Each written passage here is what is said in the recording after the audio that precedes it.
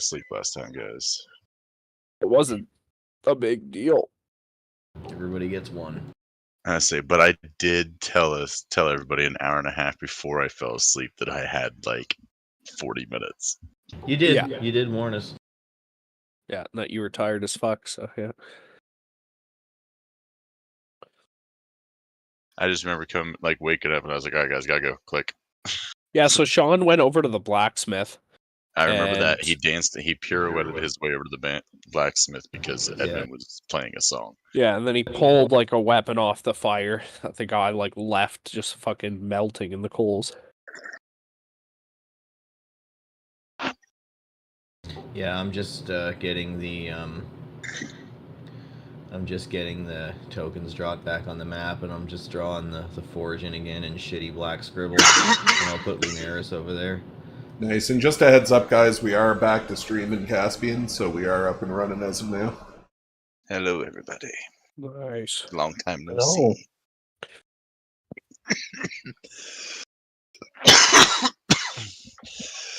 Oh, I have pretty horrendous heartburn right now.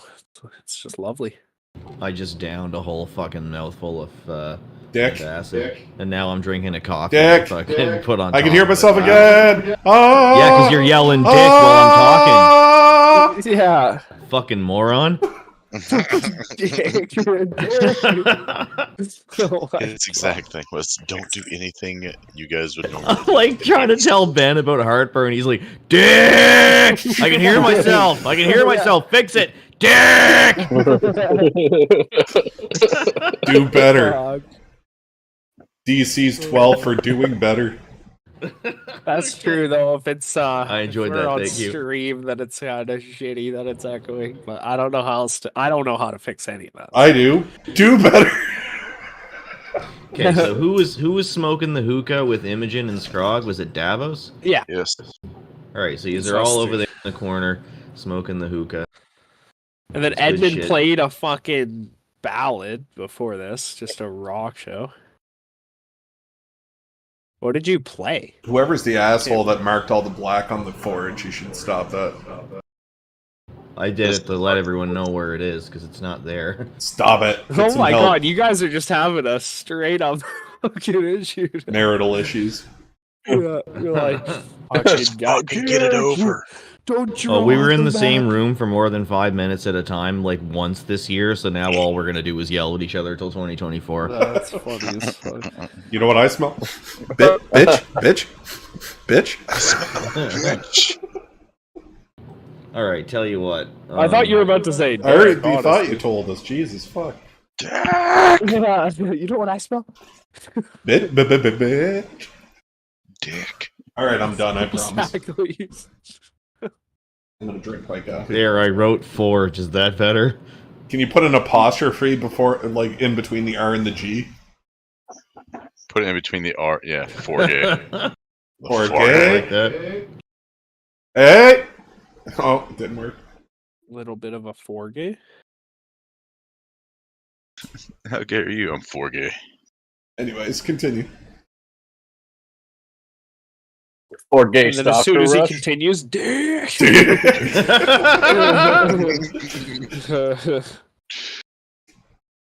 Oh, I love it. I have full autonomy. I promise. Hey!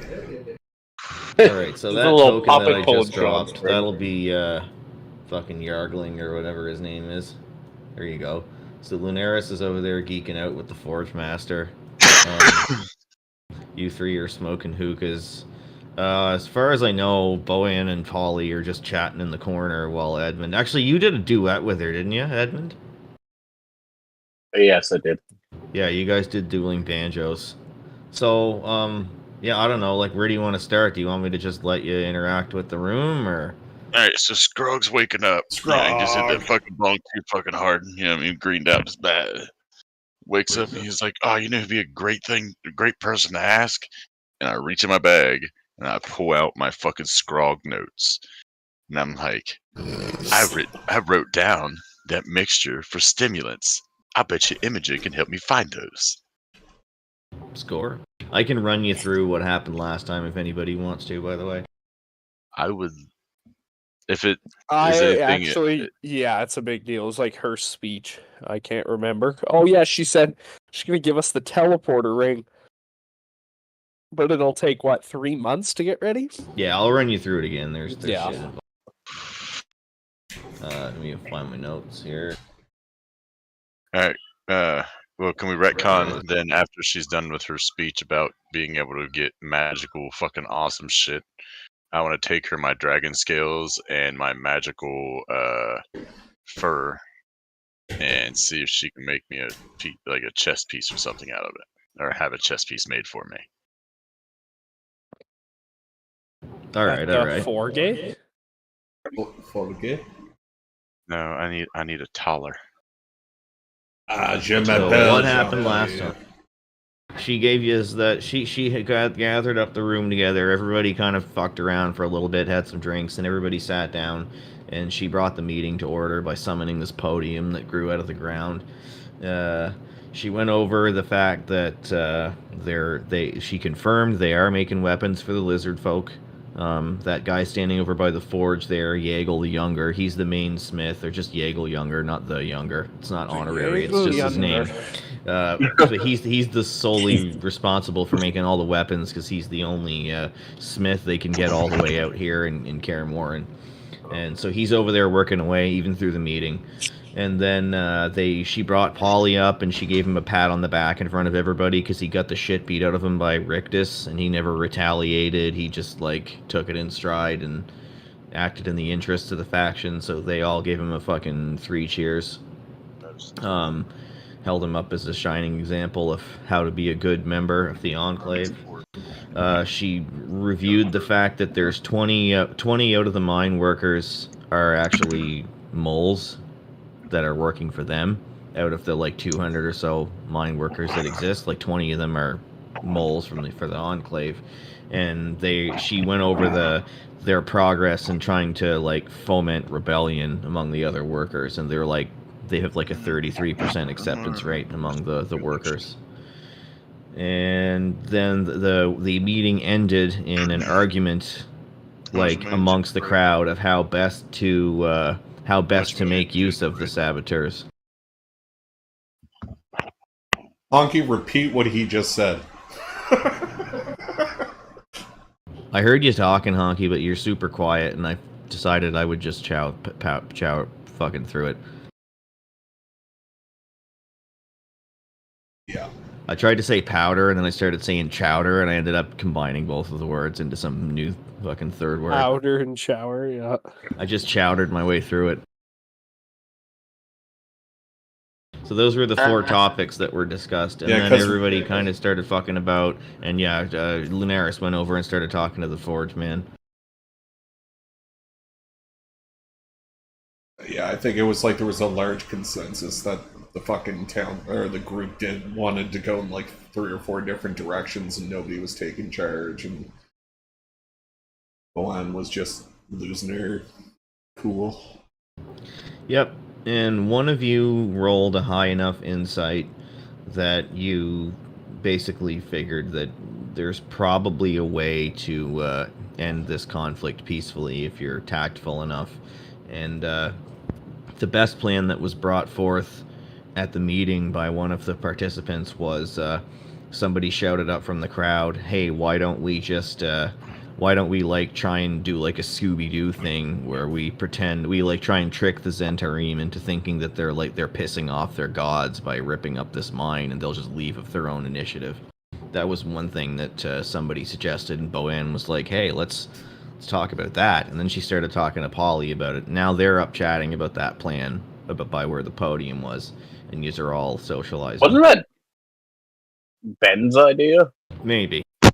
I'm just trying to score drugs. Well, I think that might have been Sean's idea. I just said it was somebody's idea. I don't remember who. Because he was Ghost could maybe fuck with it. Yeah. Ultimately, what happened was somebody rolled a high enough insight, and I told that person about the idea, and that's why it was their idea. So it doesn't really matter whose it was. Oh my god, I got It was terrible. Kote's idea. Wasn't that Kote's idea? Everything's Kote's idea. Alright, so start me off with like a 30-second monologue of the air in the room. How does, like, is there tension in the air still? Is, like... Nope. Everybody's kind of taking it easy after talking about serious business for a little while, and some people are starting to get buzzed a little bit, and there's some lively music just going on at various points throughout the cave. Yagel's still concentrating on his work over there. So over in the corner, he's pretty much by himself, with you working on his shit, and everybody else is over in the crowd with the other people. A lot of people now too have also kind of like pitched their tent in the corner and just bunked down for the night. It's pretty late. It's like the last 30% of a good party. I'm still trying to talk Imogen Alright. into making this best for me and getting me drugs. Is she a crafter? No, but she has somebody that can make this Oh. teleport ring. That means she has somebody that can make me this piece of armor. There's a teleport ring? I thought it was just I thought it was just a teleporter that they're waiting to be crafted. I didn't know it was a ring. Yeah. Oh, Yeah, it was a ring she made on the ground, but yeah, same deal. Oh, not like like a on your finger ring, just a circle. No, a ring on the ground. Okay. Leading the So witness. she spoke to you guys about that in private. So she offered you guys use of her teleportation circle if you can make the situation end in the Enclave's favor. She's casting Circle of Teleportation at the same spot every single day for a full year to make that teleportation circle. Yeah, so yeah, she can't cast the spell herself, but she's using an item to cast it, and she said the circle would be finished in 90 days. So 3 months and we have 6. Well, Davos, I don't know. Maybe this is time to get Prestige Worldwide up and running. You and me work with the Forge Master. You get your fucking poisons going, and we increase the faction's efficiency. And then whatever they decide to do, albeit Edmund and Scrog, we'll just follow suit. I have no idea. So I need you to and I should be definitely like, talk to somebody about alchemy. well, that's what I What think. the fuck is it even called? Is it alchemy or Yeah, what? it might as well be. But if you and I work together, I think we could craft some fucking mean shit. I really do. Yeah, now I'm thinking about it. I don't have anything that's like towards that for like skills. Like my rolls are gonna be. Well, if you The have only thing I have working for me in that is sleight of hand, probably. No, but it goes based off your proficiency and what toolkit you have. And I know you have the Poisoner's toolkit because you get it for being a rogue. Yeah, I don't have it plus or anything. No, that's fine. We can still make basic poisons and shit. Come on, let's get the business rolling. I was up there before. Yeah, I'd be down. The other thing I wanted to do. Hang on, it's important who's listening to who right now. So where are you guys having this conversation? Well, we're all at what just finished watching the meeting, right? Yeah. So are you standing over next to the Forge guy? No, the Forge guy is also over here because he said, "Hey, man, let's go. We gotta go," and he took his thing off, and we both walked over together. So technically, he'd be on his way back to the Forge now. Yeah. So I see Scrog with the guy over here, and we cross together. Like we were all kind of at the back here. Yeah, we're all down here just after the meeting. Because I was the one that did the insight check. Got a 24, baby. No, yeah, what I think I'm gonna ask on is go back to the Forge with you, and then learn how to craft finer things like the rings. Well, not only that, we can do a little bit of a scouting mission outside of this place to look for alchemical ingredients. I know, like, we're getting attacked by the shit outside, but in the major area, there's got to be something we can use. Oh, there's got to be some shit in here to use. Yeah, even that, too. Yeah. Okay, so that's our plan. I'll go with Sean and do that. What do you guys want to ask? Do you guys want to talk about main things with people? What do you guys want to do? Okay, so while you're talking, Boan's going to walk up to Scrog and Imogen with Polly in tow, and she's going to join the conversation. So, Polly, you can... Or, not Polly. Scrog, you can ask Imogen your question now. Alright, so, Imogen, do you happen to know of a tailor that could possibly sew or make me a chest piece out of these 2 pieces of garment that I have here?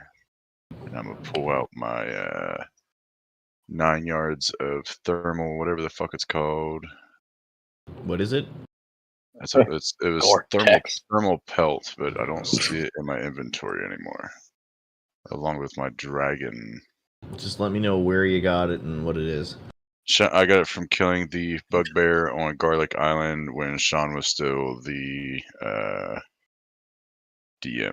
Yeah. You also have Didn't we say anything from that Githyanki or area? Just pretty much got torched though. Yeah, but you shit still wasn't have your working. snake skin. You could attach it to that. Like use the hide of the snake thing that you have. Aren't you always wearing that? Yeah, I'm always wearing a snake thing. I'm wondering if I pass that off to somebody in Tatooine. I don't think so. I think you've always been rocking that. I forget to think of Scrog always like having a cloak on of fucking snakeskin. What are those things called again, guys? Yantis. I don't know. Oh. Yeah, Yanti skin. Alright, I don't see any of the ingredients in which I'm trying to give her in my inventory anymore, so... Alright, you'll harvest some more shit. Don't worry about it. It's coming.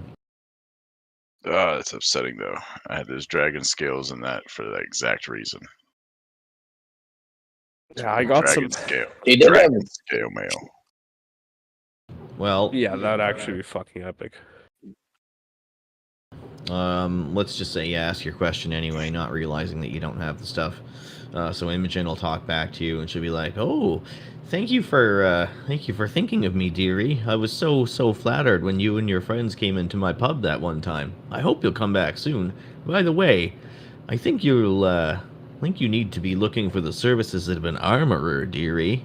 I mean, I can sew a mean quilt, but I'm not sure I can work with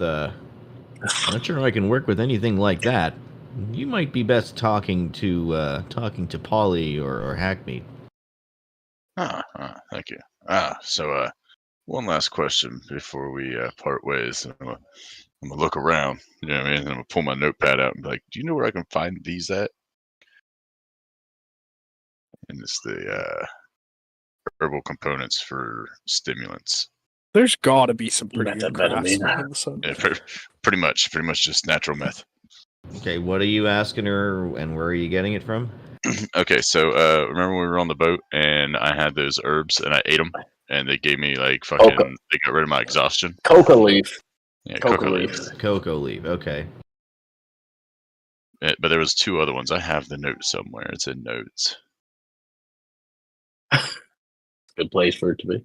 Yeah, I actually. You wrote it down. I know writing shit down is the bomb. Maybe I didn't. Oh dear, you think too much of me, don't you? Well, truth is, I don't recognize any of these plants, my good man. But you could check an alchemist on the mainland. They don't look particularly exotic. Back at the mainland. Come to think of it, and she starts like scratching some hairs on her chin, and she's like, "You said this brought you back to full alertness from a state of complete torpor?" Agreed. Good word. This seems like something I could incorporate into my next batch of... Yes. And you see like a mischievous grin spread across her face, and she just trails off. So, you can roll an insight check, and anybody who's listening to her can roll an insight check. I'm gonna try to RP it out of her. So we could like work together to get this stuff then, right? And like I don't know, we send people out. I have the ingredients, you have the equipment. I have the recipe to make it, you have the equipment to make it. We could make an empire out of this and sell energy drinks in the sense. We're gonna call it Optimus Prime.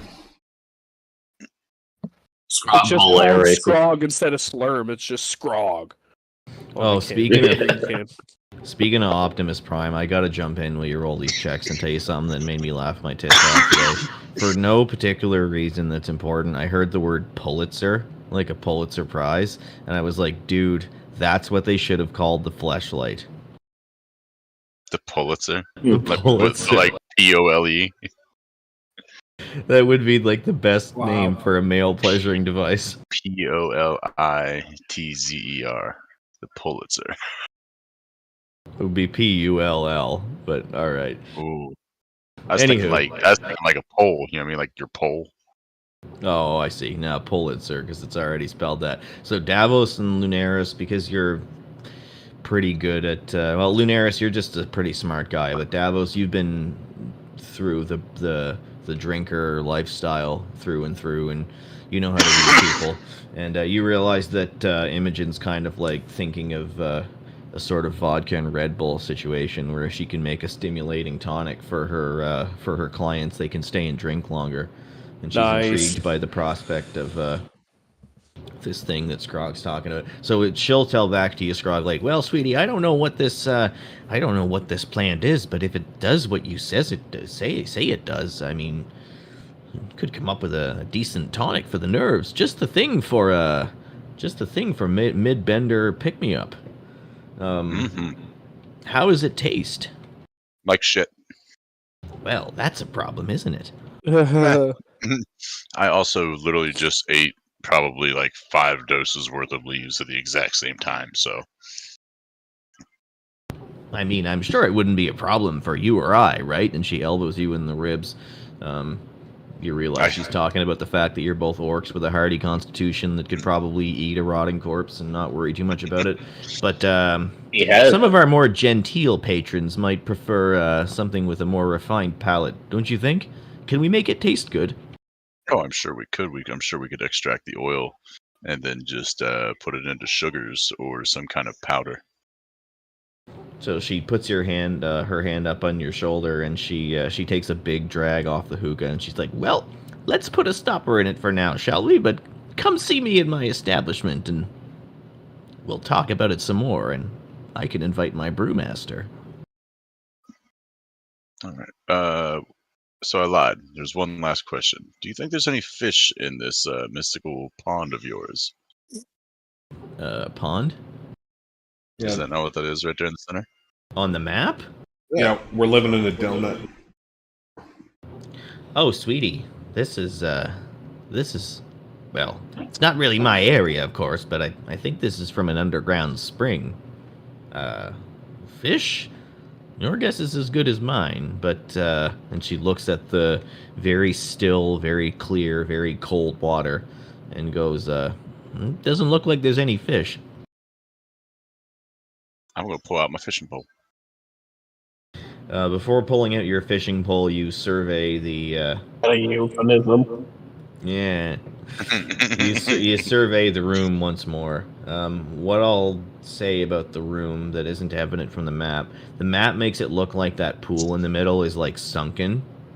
Like you could fall into it, but it's not. We're just going to say it's not. Everything is flat. Like down. Yeah, it's just an inconspicuously trickling stream. There's no vertical grade separation, and so the streams coming out of the walls, they're little creeks, maybe like 2-3 feet across at the very most. Like those squares are 5 feet, and it's very, very cold, like mountain spring water, and you can see through it as if it's invisible. How big are the holes that the water is coming out of? They're not really holes. They're kind of just like, it's just seeping down the walls. Like those holes that you see up on the wall, I'd like you to pretend those aren't there. It's kind of just osmosing out of the rock. Okay. Just like you see at like the beach. Other than the front door, is there any source of like wind or breeze in the air? Yes, there is actually. There only is one other opening except for the front door, and it's the chimney in Yaggle's forge. And when you were standing over at the forge every now and then, you could tell whenever somebody opened the front door on the other side of the cave, like there would be a draft that would go boom, and it would come out of the chimney and blow the embers around. Gotcha. One last question. Does Boanne have a symbol on her of any sorts? Like a insignia? She's wearing an enclave pendant. An enclave pendant. Okay. Yeah, same as Imogen's. It's made from different materials, and you can tell it's like hand hewn, so it's different in cosmetic ways, but it's the same symbol. Understood. How fast is this? Ask her if she knows Jahira.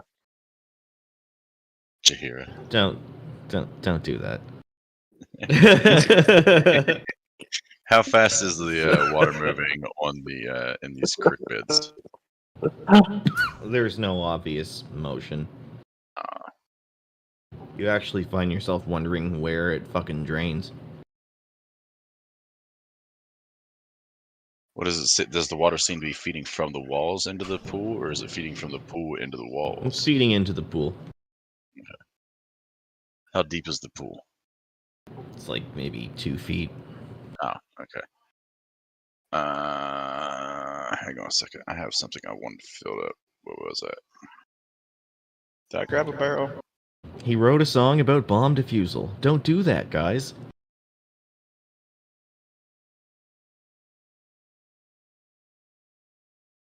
So as you are talking, you notice probably 6 or 7 more people drop off. They go to their tents. You notice that nobody is leaving. Like, everybody who's come to the meeting appears to be spending the night. They all appear to have brought camping gear with them, and they're all pitching tents around the perimeter of the room. Can I gather some wood shavings? Can you get some wood shavings? Like possibly a pound of wood shavings? There's like vines and shit growing out of the ground. It'd be a pain in the ass, but you could get something approximating wood shavings if you spent 10 minutes or so. Okay, I'm gonna do that.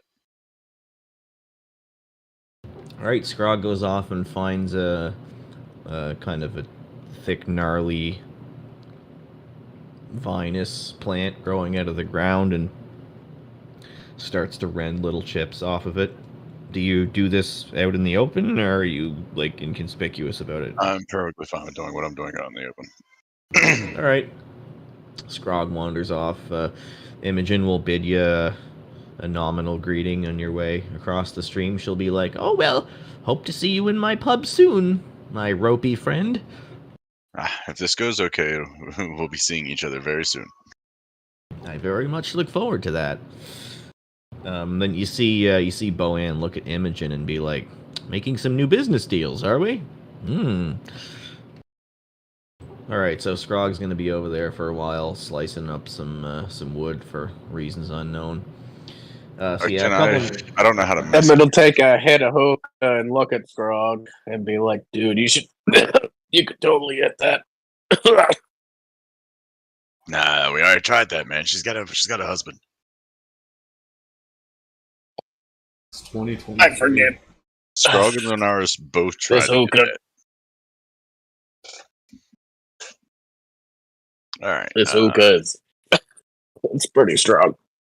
How do I message you directly? Yeah, message me Facebook. directly?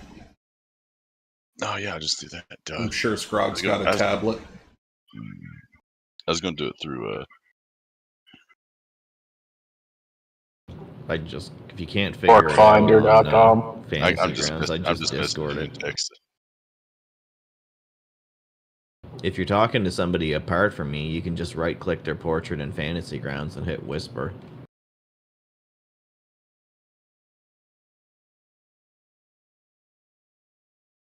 Alright, so water going into the center. Is it muddy terrain mostly, Kote, or is it... No, it's rock. It's straight rock? It's like, yeah, it's a dwarf, Dwergar would be very happy here. It's rock and moss, and there's some bigger plants than the plants that Scrog is hacking up almost seem like they're growing by virtue of the water being there. And if it were not for the water, this place would just be rock and moss. What are these Dr. Seuss looking plants? You don't know. They're miscellaneous cave flora. Well, I think I'm going to venture over to here and just peer into the water and see if there's anything I see. It's still and peaceful. You feel compelled almost beyond your will to cup your hands in and take a drink. I'll lean in and you do my little bird like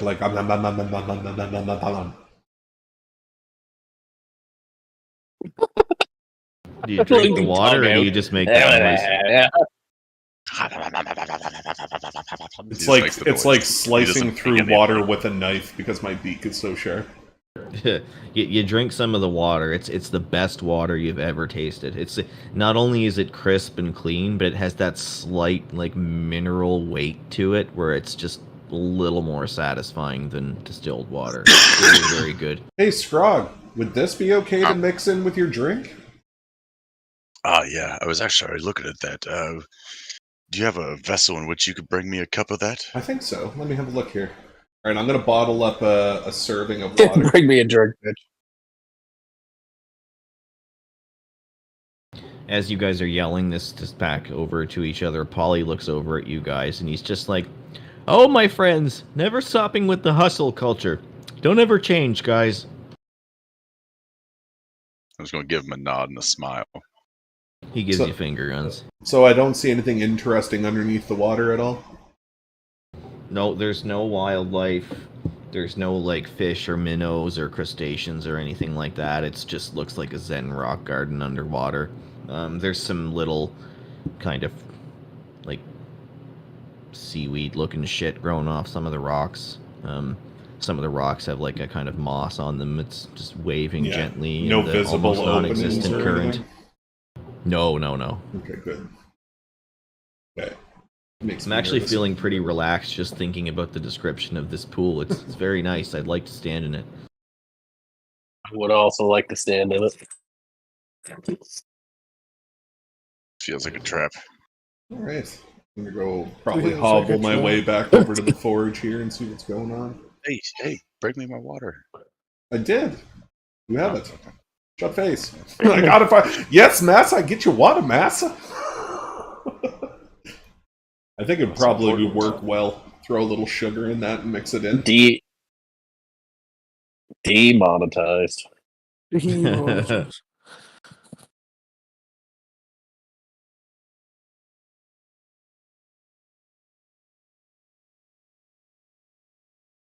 All right, so when he brings me over my water, I'm going to dump out my entire tinder box, use the box itself, put the cup of water inside of it,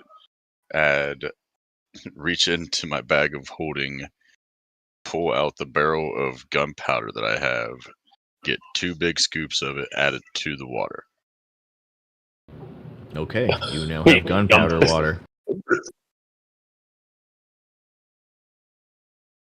And then pour that mixture into a bag of sand that I have in my inventory to help filter it out. So, from what I've gathered, you've mixed gunpowder with water, and now you're filtering it through sand. So the result will be the same water that you started with, plus a bag of gunpowder sand? Yeah, but the gunpowder will be wet. Okay, you do exactly that. All right, and then I'm The gonna sand twist is the bag also up. wet. Yep, that's fine.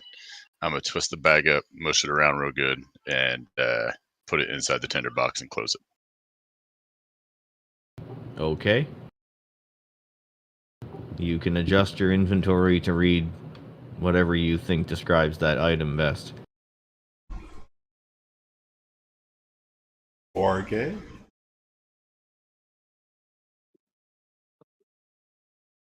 So while all this is happening, you hear Yaggle over there banging away on his weapons. Eventually, he turns off the airflow to the forge. He sits down at a makeshift lathe and he starts making spear handles. So now there's Scrog, roll a perception.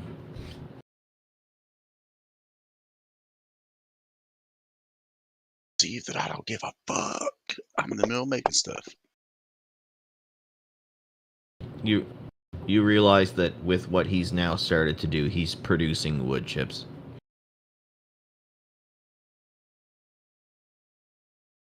Okay, so I'm going to gather up my wood chips, and then I'm going to go over and ask him if I can have his wood chips. Do it in the first person. All right. So, seeing that happen, Scrog frantically runs around, gathers up all his little wood chips, puts them in his bag, and scurries over, jumps across the creek. He's like, "Hey, do you mind if I have the chips of wood that you're dropping there?" Oh, good. He looks up from his the pole that he's sanding smooth, and he's like, I must say, I do very much enjoy your company, but you lot are getting exhausting. What can I do for you, mate? And then he looks up and his neck just cranes upward, trying to catch a glimpse of your head. He is He's like, talking directly into the microphone. my hefty ally? Wood chips, you say? Wood chips, of course. And Sawdust. as he takes in your frame, he starts to hustle a little bit. And whereas he seemed to be about to tell you to pick them up yourself, he's now picking them up. And he's like, hope this is enough. If you stick around for a few minutes, there might be some more.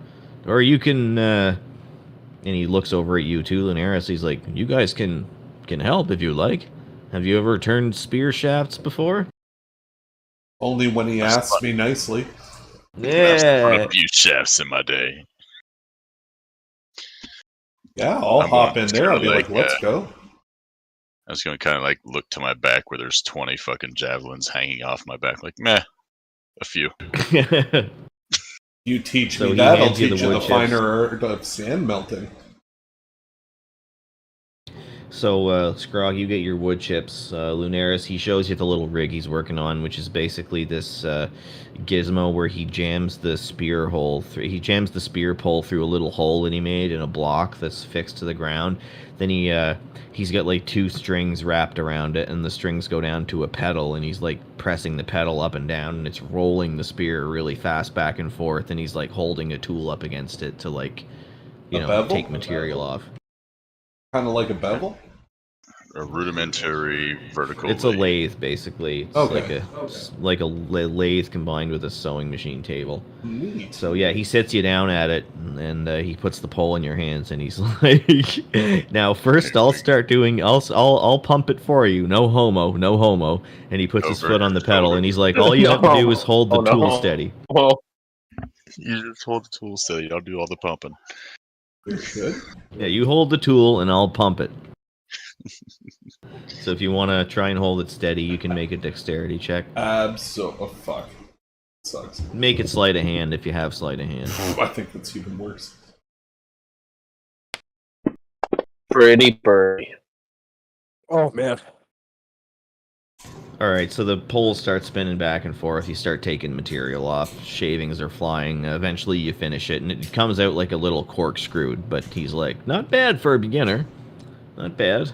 Took me a long time to get to where I am today, but just keep at it. Keep at it. I can draw you up some plans for this machine if you want." And you can tell he's starting to geek out about his profession again. Oh, fantastic. I could always use some extra trade skills. Yeah, so he scratches out plans for how to build that thing, and then he hands them over to you. Sweet. Fucking awesome. So what Yeah, do you I? can add, So like, what do I call it? You can call it like Lathe schematics. pole turning lathe, or like How about lathe call- blueprint? yeah, that's fine. Lathe proof or collapsible lathe. Yeah. Pocket lathe. Collapsible lathe. Like you're playing Factorio. Sounds so That's dangerous. So while all this is happening, you notice a couple more people drop off to bed, and now Imogen also has returned to her tent. Before what's her name again? Imogen? Boanne leaves, I'd like to approach her by myself, try and find a point where there's nobody else around. Uh-oh. Yeah, so her and Polly are kind of making small talk now. They've moved on from official business, and the conversation's kind of died down a little bit. So Davos is in Holly's earshot. fine to approach while she's there. Davos is fine in earshot too, I guess. Yeah. It's fine if they're both there, but I'd like to approach and be like, "How goes, new friends? How goes, new friends? Edmund? I can't remember how to do Edmund. Keep going." Oh, Edmund, I'm so glad you're here. Listen, you seem like a man who knows who knows good honey when you taste it, right? You're coming on to me.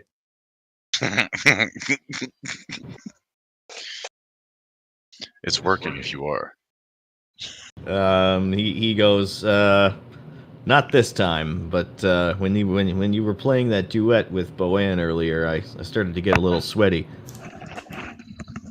But seriously, though. Hey, we'll just give a man notice. And he summarizes the argument he's having with Boann, which is increasing rapidly in intensity, where they're arguing over the best type of wild honey. It's a trifling argument that he tries to involve you in. You can just ask your question. Do I know about the wild honey? Should we play this out? No, we don't need to play it out. Okay. Do it anyway. It's just going to contextualize you break into their honey argument with your point. Right. So I do have some questions about your whole endeavor here. Back to business, I see. Island. Then Boann bangs her lute down on the floor, and it goes goong, and she's like, "Yes, yes, enlighten me." And you can see a fire in her eyes. I'm just gonna slap the like flick my hand back and slap the open strings of my lute to try and match the tone. Dong. It sounds like shit because she's tuned to open D, but you're tuned to standard. Well, I wanted to if I. So he's like, so, Boann, me and my compatriots have come here in honesty to pledge our allegiance to one place or the other, but I believe that some of my compatriots may not be fully convinced that your path is the right one to walk. Not me. I'm with you. But they have personal interests, and for good reason. We are people on the run. We've been involved with the cult of Cthulhu, and they've been hounding us, wanting our lives. But what I'm asking is, in my long form, is can you help me convince my two friends, or three friends? Fuck you! I was gonna say this endeavor. I know you're talking about me. Huh? You say my two friends, and I was like, "Hey!" And you were like, "Well, my three," and I was like, "I know he's talking about me." Yeah, it was on purpose.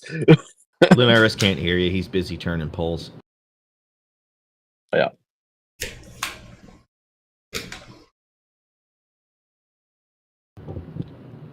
Is there a question? So yes, that's what that means. Could you help convince my friends that your endeavor is the more nobler one, is the correct one to follow? Okay. She puts a completely non-sexual hand on your shoulder, and you see her eyes immediately soften, and a warm charisma emanates from her, and she's just like, Edmund, sometimes we just have to accept people for who they are. Are you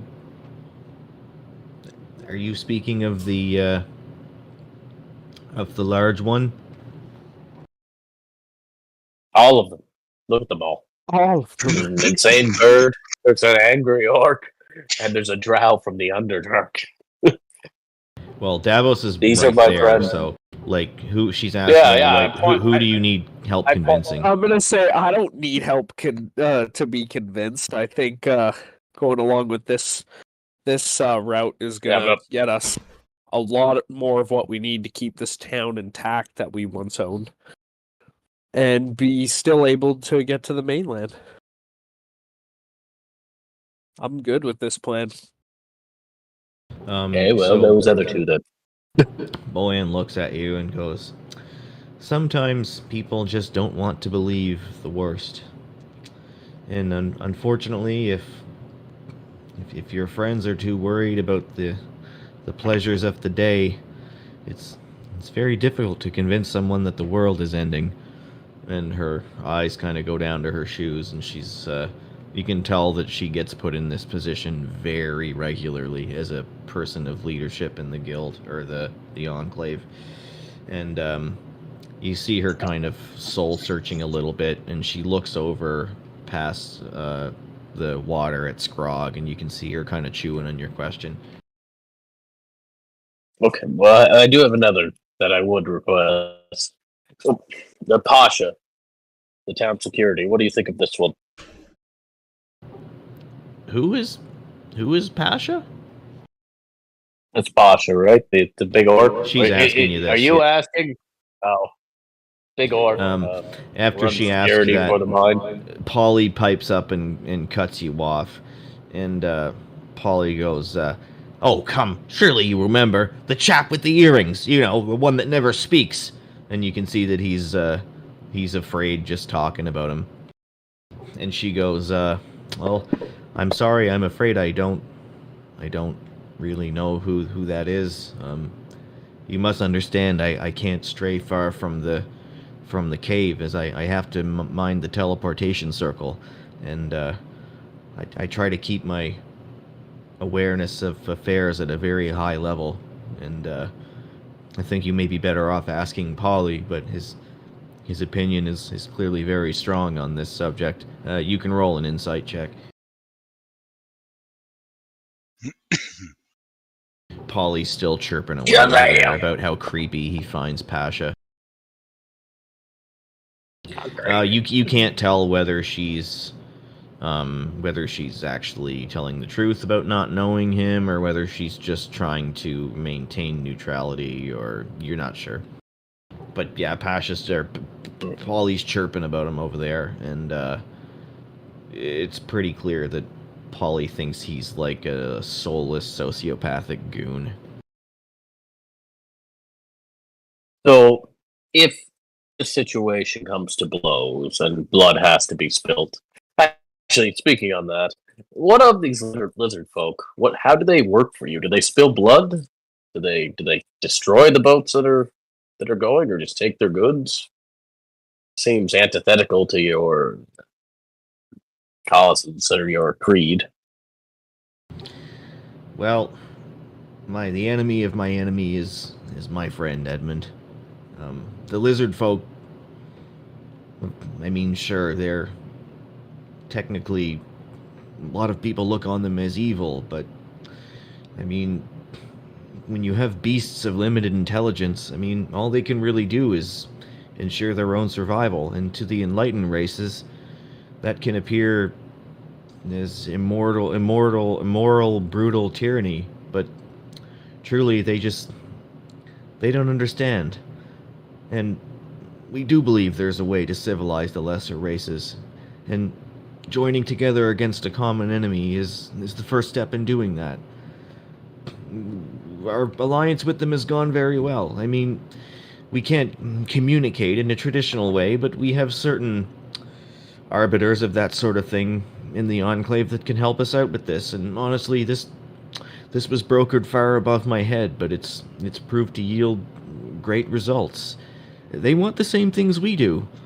To continue living in, well, I wouldn't call lizard folks modus operandi peace, but at least they only harm each other. And she kind of goes off, and you can see she's a little bit conflicted because lizard folk are kind of dicks. But essentially, it's the enemy of my enemy is the logic, the rationale behind it. And she goes on to say that they basically go to, there's a lizard folk camp on the mainland, and when they can get enough weapons together to make a shipment, they take the weapons over to the lizard folk with a small watercraft that they have that they sail off the other side of the island with.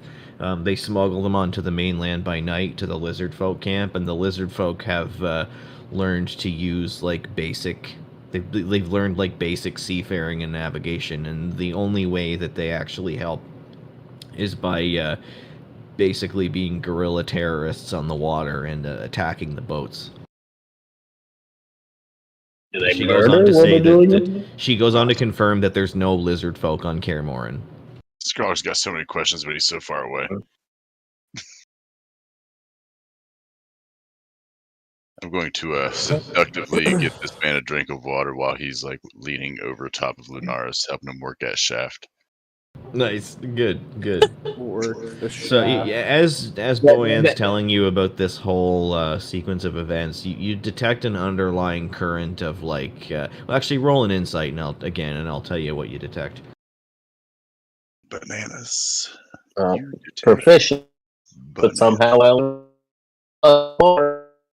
my wisdom's shit. Oh yeah. 16. All right, you detect a well-organized bureaucracy behind all of this.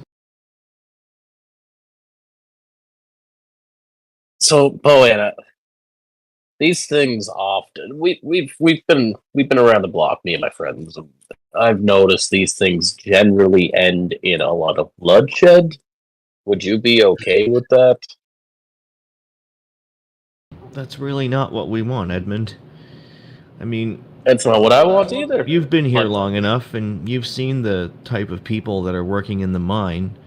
These are innocent men and women, mostly men, who are just trying to make ends meet, and we're in it for them just as much as we are anyone else.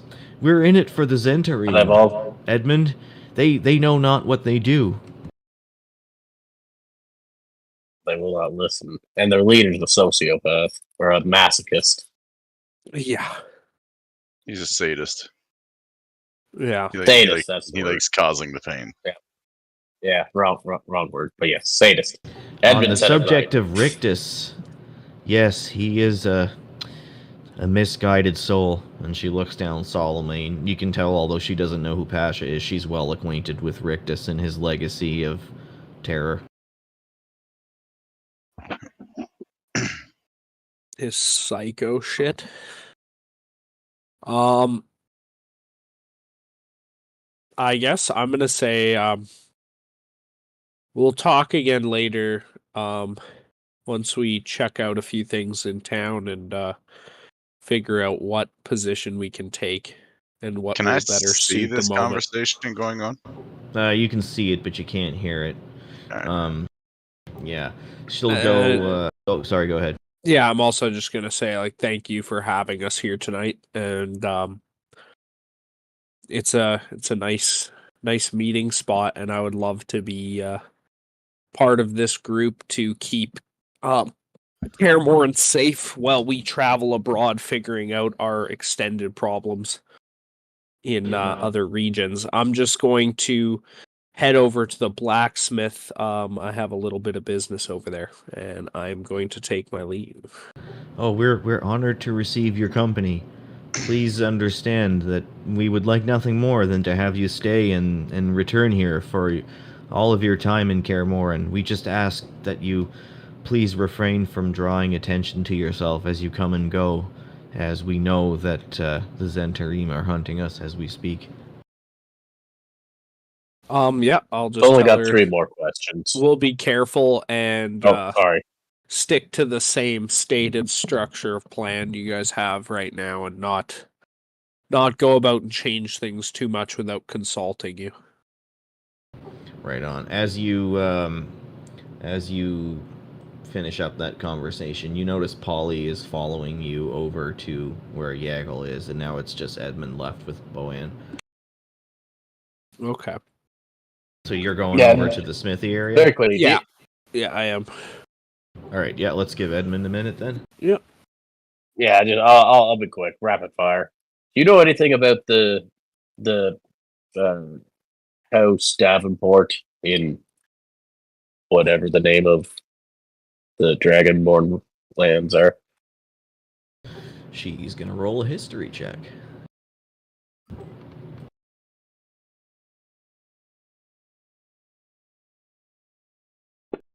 It's Imogen. I was like, what the fuck is that neat looking rock down there?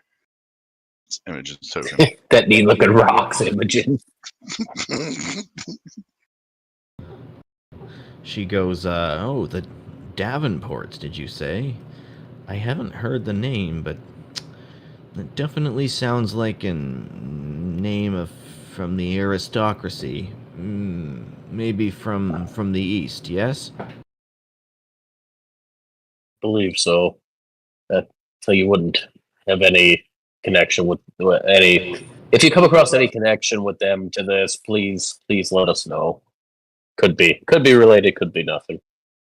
Oh, I'll do my best, Edmund. I spend most of my time underground these days, so my connection with the upside world is not what it once was, but I'll do my best for you. And she picks up her loot. Actually, if you could also put it out to your contacts. Mm-hmm. She nods curtly. At this point, she doesn't put her hand on you, but she goes as if she's going to, and then she walks over slowly over here, and she's like, she clearly implies that she wants you to follow. Alright, I'll just follow. Okay, everybody's standing at the smithy now. So Yagel's still there, turning his poles, and you can see he looks up, just annoyed that everybody's congregated over there. And he's like, "Can't a man get some peace and quiet to concentrate on his craft? It's a huge cave. I'm sorry. Oh, yes, Boan, of course. Can I just give him an intimidating glare?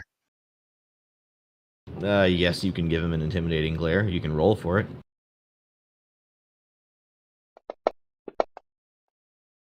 That's a 20. Yeah, he double takes. He sees Boan and he starts to behave, and then he sees you and he's just like, "Oh, well, I'm sorry, I don't know what came over me. So nice to see you, milady, and our party of well-seasoned adventurers who have been kind enough to grace us with their presence. So nice talking to you, Scrog, and Davos, was it? Or Lunaris, was it? Yes. Wonderful company." And Boan walks up to him, and he's like, she goes, "I've been doing some thinking, Yago. I think we need to disclose what we were discussing earlier to our friends here. They really seem to be of the lateral thinking persuasion, and I don't think we'll do ourselves any favors by holding back on them." Yago puts his tools down, and he goes, "You're referring to the act of subterfuge?" And she goes, "Yes, that the very same." She kind of gathers you all around so that you're standing in a circle again, and she's gonna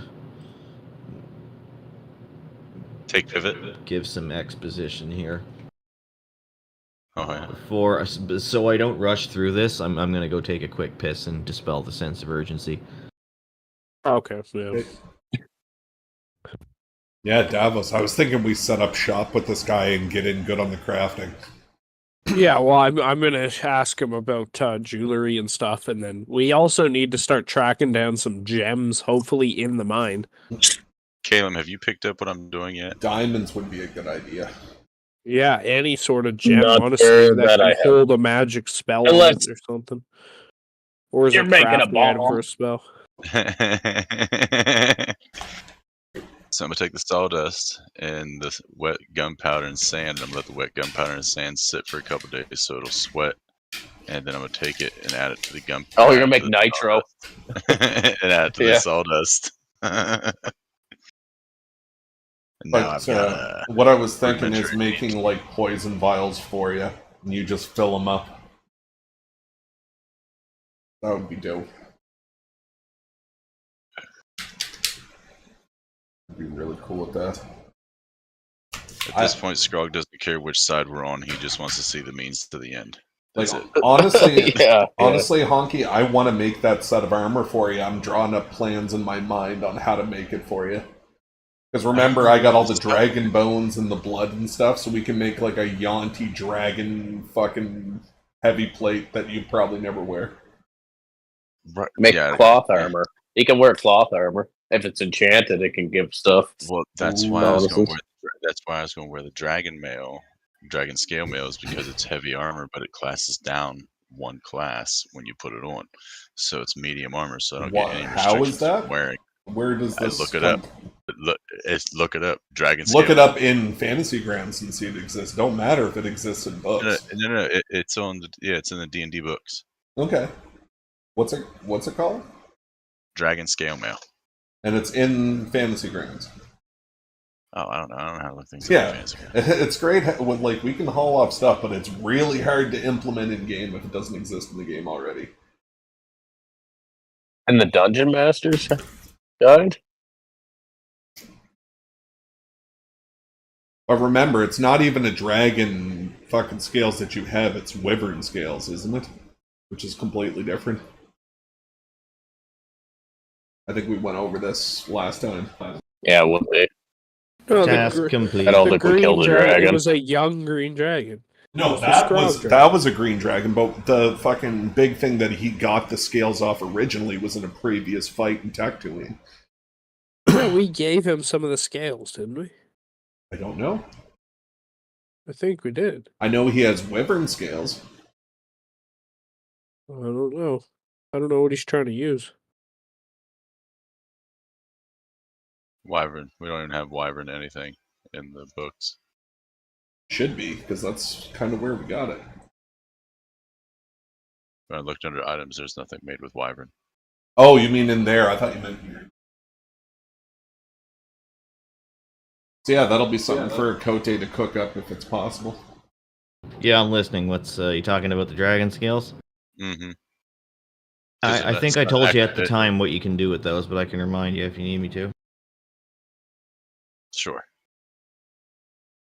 Okay, just a sec.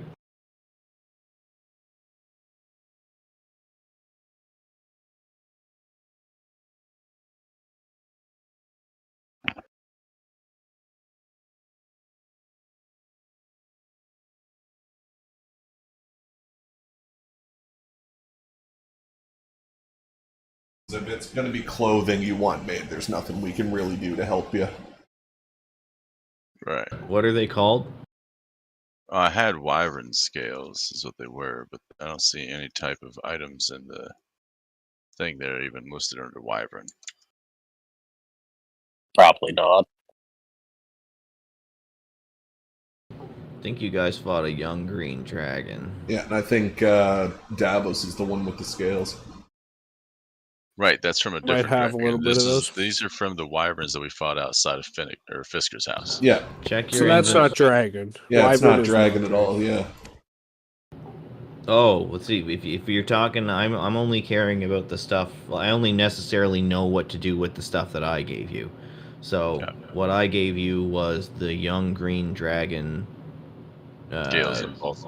Yeah, that's what you got from me.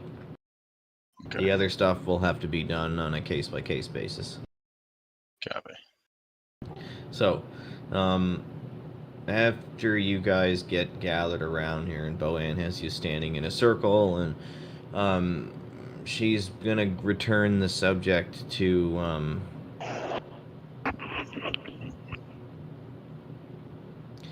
kind of trying to trick the Zentarim into closing the mine down. So she's gonna ask you guys, listen, I've told you that we're dealing with the Zentarim here.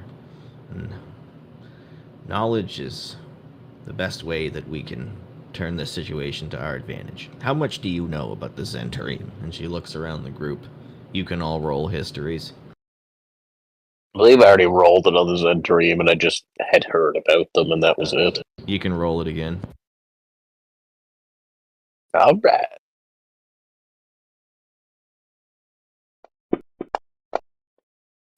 Oh shit. I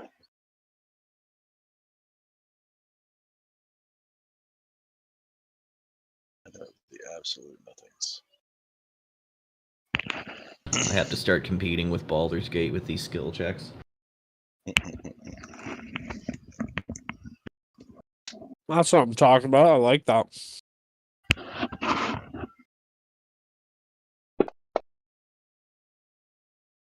There it is.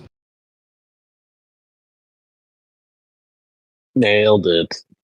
Proficiency To times the half. floor. He's a bird.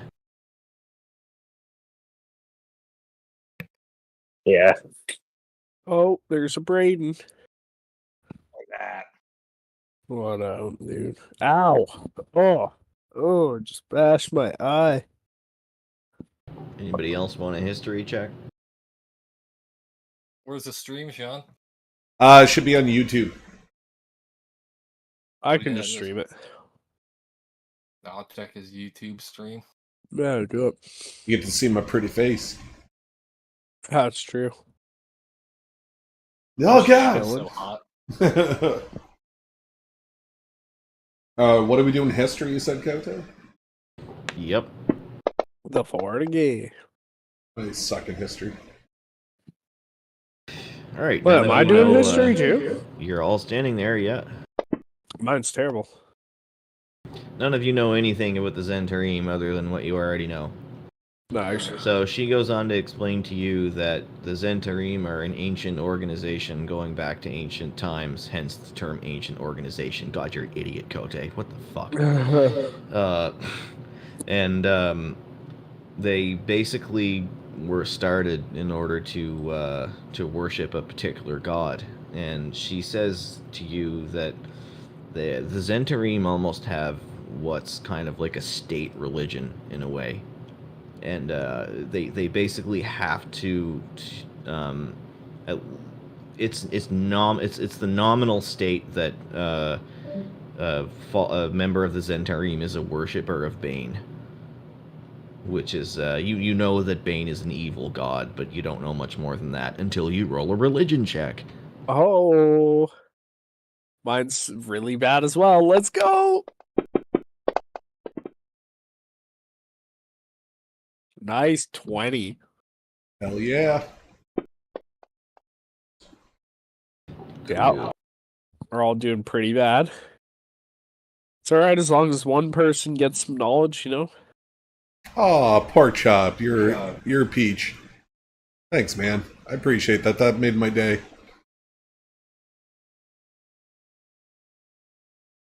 Thanks, man. Just got a $5 donation from Pork Chop. Ooh woo is back up in the chat. No woo, pork chop. Ooh woo. Nice. All right, I dropped some boilerplate about Bane into the chat there, Lunaris, that only you can read. Oh. We're dumbasses. I seem to remember that Bane was a wholly malevolent and brutal deity, somewhat distant from himself for mere mortals, preferring to reign over his followers from afar. This guy seems like an asshole to me. But he does, savor the terror of his instilled in others, and the hatred, and I lost it. It's all gone. Well, that seems like our little pal in town definitely loves him. Multiple. So Lunaris isn't. Are you gonna break into the? So Boan's not really gonna give you an in to tell this to the party. So we're just gonna say you know this, and you don't get the chance to tell them right now. But she goes on to tell you that the Zentarim kind of worship Bane as a state religion, and her idea is that she doesn't want to spill any blood. So if she can convince that the higher ups in the Zentarim that they're somehow angering their own god by mining this dragon glass, that they might be able to be scared into leaving. Okay. And I'm not done, but just give me a sec to keep reading my notes.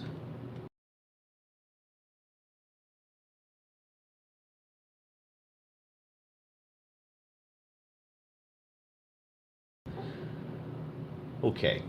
Actually, that's it. Can I ask just a split clarifying question? I don't know if you have the answer to this or not.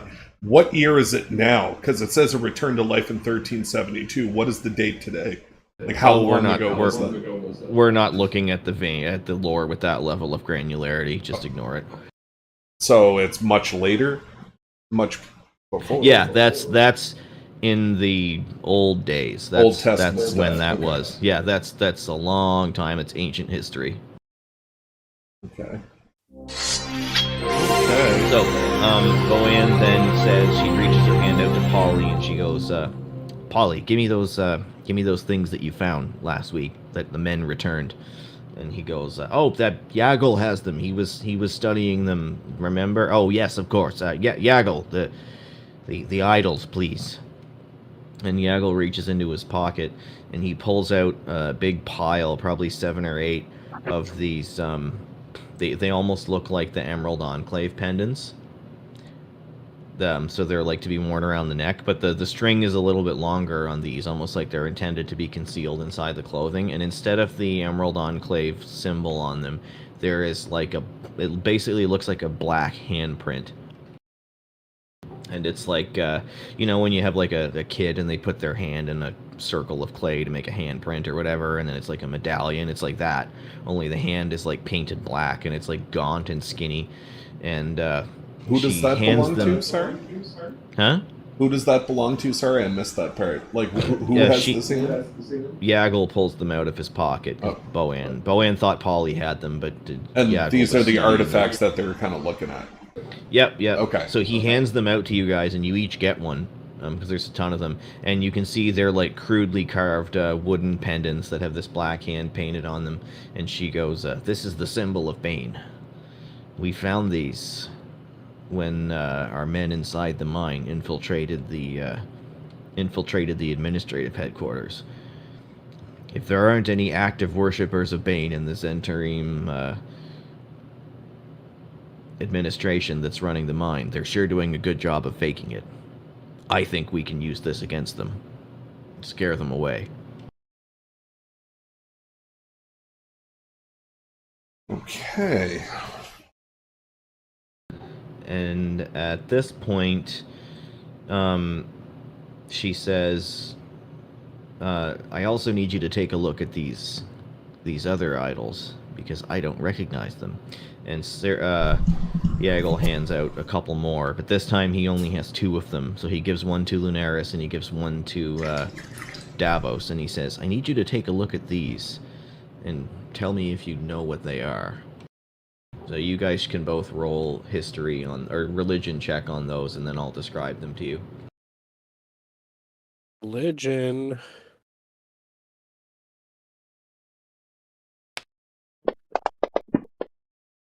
Oh, it's a bit better.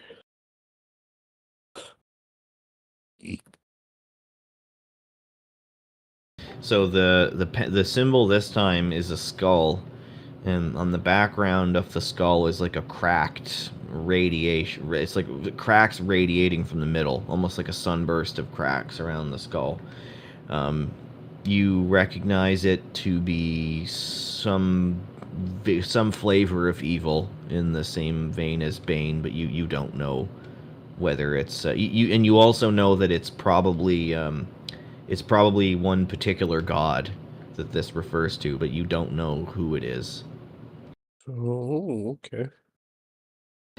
So Boans tells you guys, "Yeah, we've been trying to find somebody that knows what these mean. Maybe there's a dissenting faction.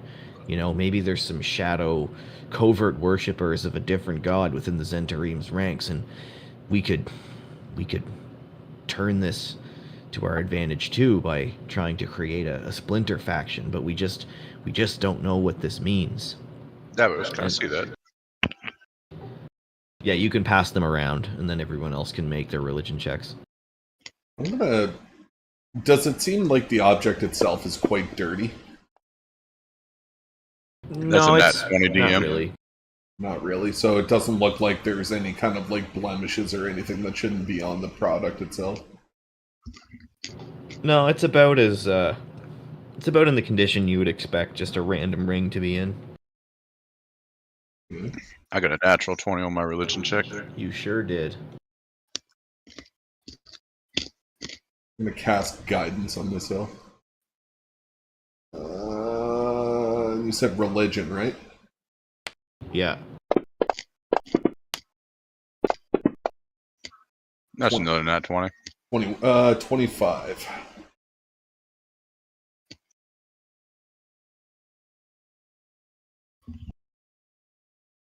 That's 2 nat 20s there, DM. Not bad, not bad. Not bad. Whoops, sorry about that.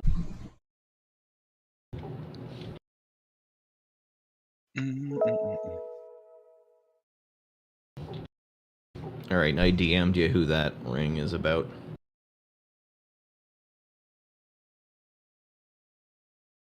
Most of that's unimportant, but it's hard to filter out what matters from what doesn't matter when the lore is like 16 pages long.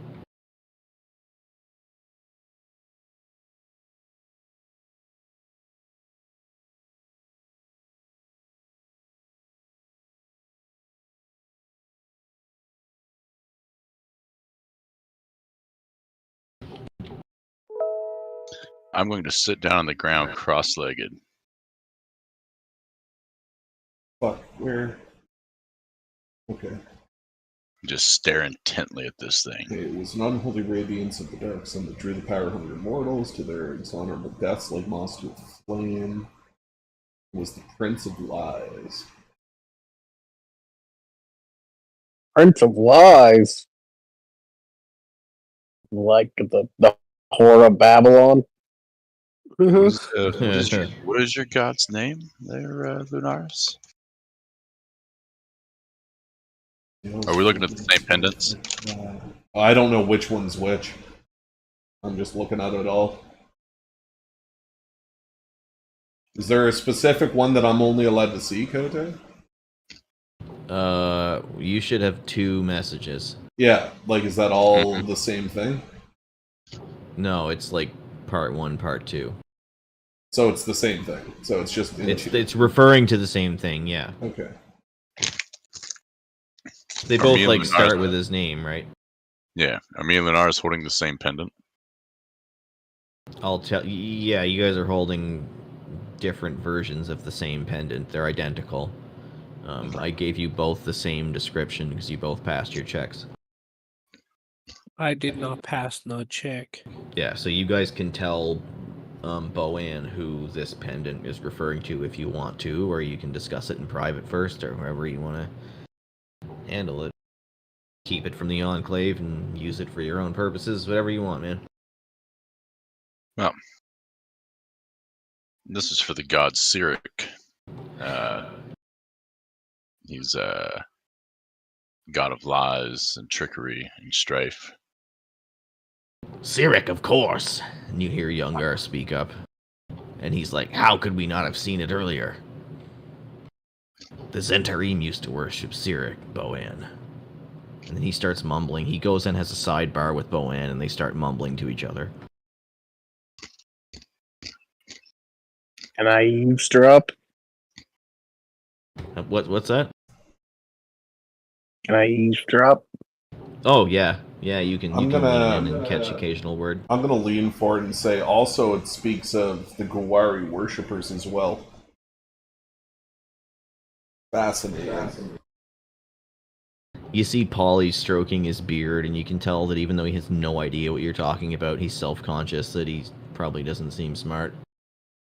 Well, you see, Polly, the dark sun that drew in power-hungry mortals to their exhonorable deaths like moss to a flame is very interesting. Yeah, yes, moss to a flame. Yes, of course, yes. Moss to a flame. Right. Prince Elias, who murdered Maestra, yada yada yada, caused the spell. Maestra, yes. Well, of course. Yes, of course. So, just in all likelihood, death. End of story. Edmund, you overhear Yagle trying to tell Boann that the Zentarim used to worship Cyric, and now they worship Bane. And he suspects that maybe some of the old stock Zentarim would be even more frightened of a bad omen from Cyric than they would be at one from Bane. And he's trying to convince her to now change the direction from using Bane as the sort of Scooby-Doo villain to using Cyric, thinking that although it will be riskier because some of the low-level Zentarim might not know who Cyric is, if there are any, who they want are the real big cheeses, the old stock Zentarim leaders, who he has a feeling probably secretly worship Cyric in private still, even though the official position is the Zentarim is Bane worship. And they'll just cut right in, like he's part of the conversation the whole time. So definitely cause more discord if they think an old god is angry at them for worshiping a new god, maybe. Yoggle, you need to keep your voice down if you're going to try and have a sidebar. Edmund, of course, just join the conversation. It's fine. Boyan notices you've been listening the whole time, and now she speaks up so the whole party can hear, and she goes, "The question we need to ask ourselves is, do we try to appeal to the maximum number of people, or do we try to appeal to the most important only? This is the decision we have to make. But do we want to go this way? I can think of no better route than this wonderful subterfuge and deception that Yargle has come up with." And then she takes out her lute and she starts to kind of play arpeggios as she talks. And she launches into a long allegory about the power of stories and the power of mythology and how the real way to get what you want in this world is to get under people's skin and to get... It's all very bardic. I say how we start this. If we're going to do it this way, if we're going to go the PsyOps way, we start with Bane type hauntings, right? And like we get everybody worked up on it, right? And then we switch to the Cyric, to like everyone's like, oh, it's superstitious, and then like we pick the god out of the fucking group. Now the higher ups are also in a fucking tussle, while the underlings are already in a tussle because shit's happening. Interesting. Yaggle's stroking his chin. He's also twirling his long hair around his finger. You have his full attention.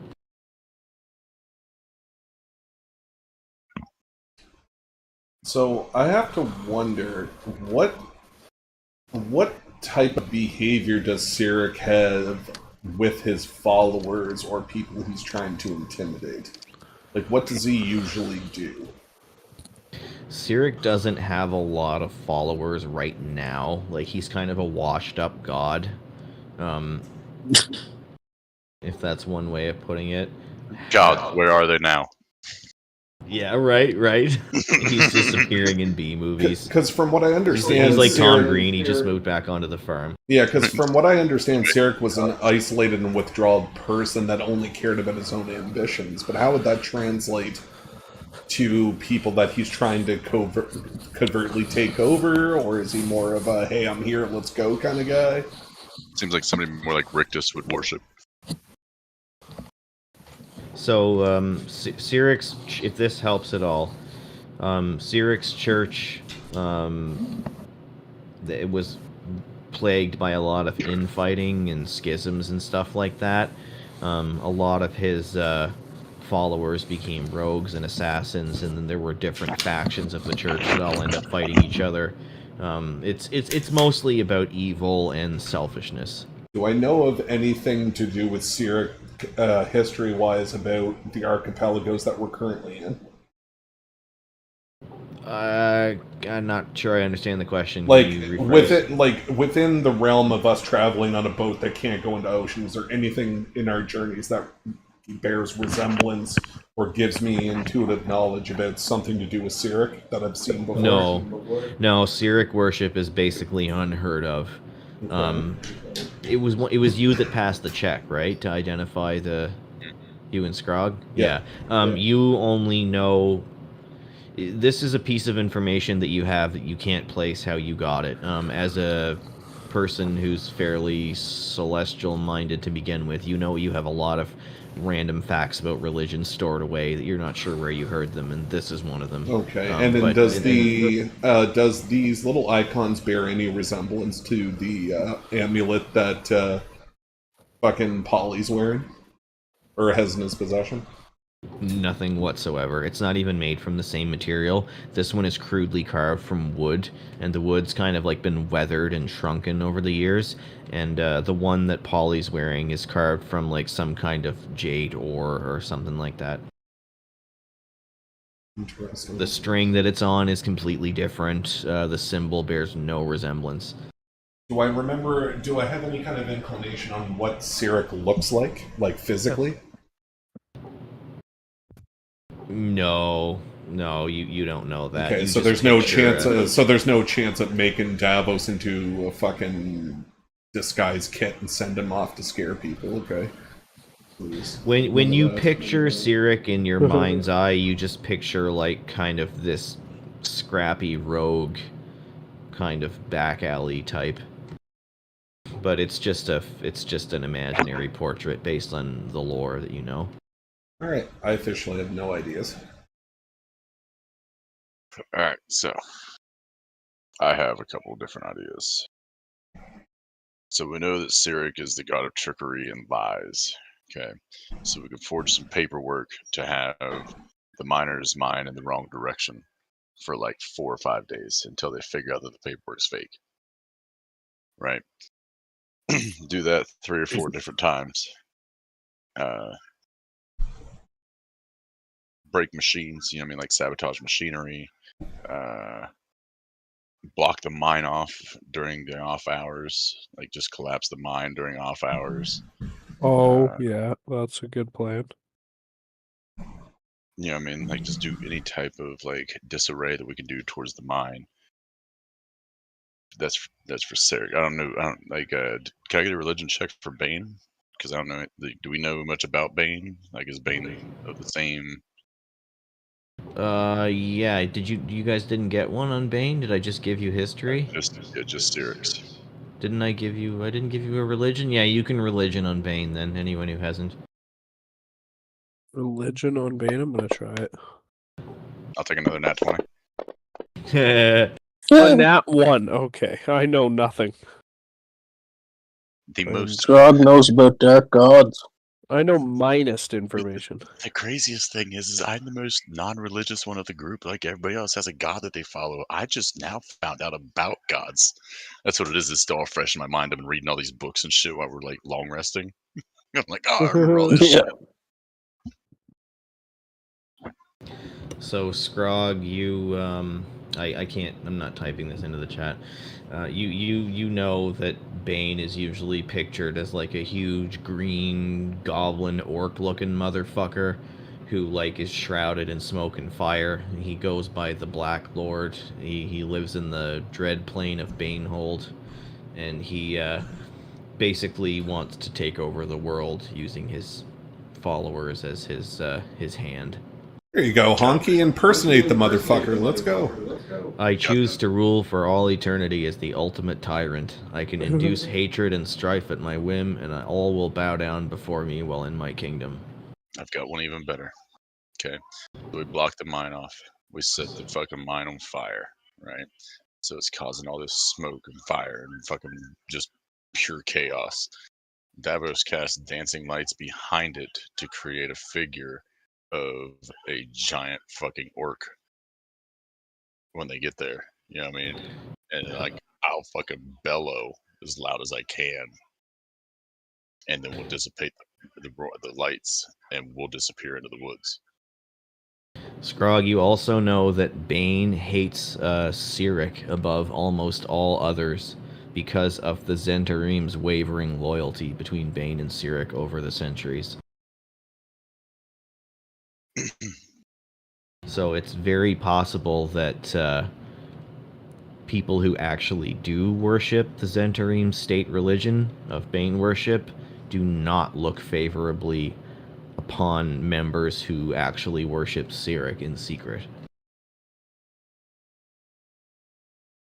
Yeah, they don't like that shit. That like a dissenting faction. Roll an insight. Roll an insight. So we already know that everybody's Zentarim that works at the mines. So if we just do the Cyric thing, that's another 20. Oh yeah, my god! It's not a nat 20, but it's a 20. So Scrog, it occurs to you, because you're a smart orc, that because Cyric and Bane are so diametrically opposed, it might be possible to out the Cyric worshippers in the Zentarim and watch them basically fall under internal conflict. Alright, so he's a little rogue guy, so we could have Davos dressed in all black and like an assassin suit when all this is going on, be at the top of the mine, have the invisibility and silence rings on, stand up there, cackle at them, pop both rings, disappear into the night. Oh, like the thing you were saying to set up, like the statue and shit. So like we do the same thing, but instead So of we having do you like a cast full it, Scooby Doo moment. Like but yeah, instead of having you cast dancing lights, you cast dancing lights to have like your backdrop like lit up so they could like see yeah. you, Yeah. and then like you're dressed in all black. Like Is there Cyril any would be. spells you guys can do that like would shoot fire out at them or something? I can set them on fire with Moonbeam. We're not trying to hurt the people. No, but just like shoot them off like into the air and shit around just to like fucking make it even more dramatic, right? We could just load these pistols that we have with just huge amounts of fucking gunpowder. Just blow them off. Yeah, Yeah. Just like blah, blah, like it's already like a whole fucking. It's gonna be chaos there. Oh, we could ask the Forge Master guy if he's got anything. Should craft a little horn so that we're really loud when we do it. Like when I do the voice out of it, I'm like, I have a conch shell I could rip a mean hoot into. Okay, that too. You can tell that Boanne is really sinking her teeth into this conversation, and she says, I have something that can help you, and I love your plan, by the way. And out of her pocket, she pulls a rolled up piece of paper and hands it's bound with a ribbon. She hands it over to whoever takes it first. Me. Okay. Yeah, it's a scroll of minor illusion. Nice. Oh. So I am going to directly hand this to Linaris and be like, "This is more up your fucking alley." Ooh. Add that shit to your inventory. What is our? What level is it, Kote? Just write scroll of minor illusion for now. We'll figure it out. What's our buddy's name that's crafting the javelin poles? Yaggle. Yaggle, can you craft me about 10 of those where the front 6 inches is hollow? I see. Difficult, but not beyond the realm of possibility for a skilled artisan such as myself. Now, when you say hollow, what exactly do you... And he goes on, and you guys descend into a conversation about the nature of the spear. Ultimately, he'll make you what you want. Okay. Upon having those, I'm going to take my now sweated fucking gunpowder and pour it over top of my sawdust that I have to make rudimentary fucking gunpowder and pack them bitches full. Cool. Alright, so Scrog and Yagul are sidebarring about the spear that they're going to make while Scrog works on his gunpowder. Boanne has just handed the scroll out to you guys. Everybody seems to be pretty excited about the ideas that the parties bring into the group here. We've been going for an hour, so I'm going to propose a 5-minute break, and then we'll come back and do a slight change in tone. Right on. Okay. I think I'm going to ask Boanne if she has any ability to speak with the dead, so maybe I could have a chat with the ghosts that are at Phoenix Hospice. Ooh, I love it. I think that's what I'm going to do. While me and Haggle were over there talking and haggling. Oh, no, yeah, like, once we all leave this place and go back to fucking town, I mean. Like, I think we'll be here for a couple of days. I'm gonna go on like mute deaf for like 5 minutes so I can read my notes and make sure I'm not leaving anything important out. Copy that. So does anybody have an alchemist kit? Lunaris? I have a poisoner's kit. Lunaris should have a alchemist kit. What makes you think that? Jewelers. Because of all the crazy others. Because I've seen you use it. Haha. Nope. I've seen you use that. No, you have not. You are on drugs, sir. Well, you can make me one with your glass blowing kit. I have a glass blowing kit. It's whatever Kote allows me to make. Go Schlaffy. I have an amulet of prefixes wish. So what I want to do is I want to sweat that fucking, like, because I did not expect him to be like, oh, okay, Scrog's making rudimentary dynamite. I did not expect that to fly as easy as it did. You know what I mean? Like, yeah. You got to do what you got to do. So, but yeah, because if I don't call you a honky for no reason. You see my plan here, right? Mm-hmm. With those javelins that people with a fuse on them, and then like it's gonna hit them and then cause explosion damage as well. I hit him in the chest, and it explodes. Warning: venting gas prevents explosion. Because I still got like a bunch of shit here. I got spell focuses from different classes. I got mugwort, the blueprints, the glass blowers kit. Fucking my goddamn kit that I've been making is full of shit. I got like a raw glass, 4 bottles of sand, talc powder, silver, vials of blood, gnome spell components, and the fuse tongs. I forgot about those. The tongs that I made for the fuses. And I still got the licking one too. Yeah. So I've been contemplating on that, and like as a group, I think we should smack you in the fucking head with it The licking one. because of what it does.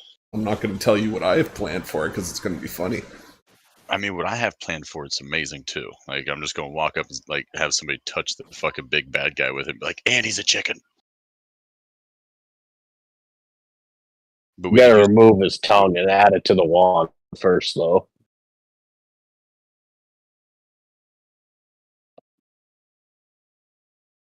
Well, too bad we don't have fucking Buford anymore. Or no, that wasn't Buford. That was Fennec. Too bad we don't have Fennec anymore. He loved jumping in the mouths of things. Yeah. That is true. What was it again? You Recipes. cut your tongue out and add it to the wand, and then something happened.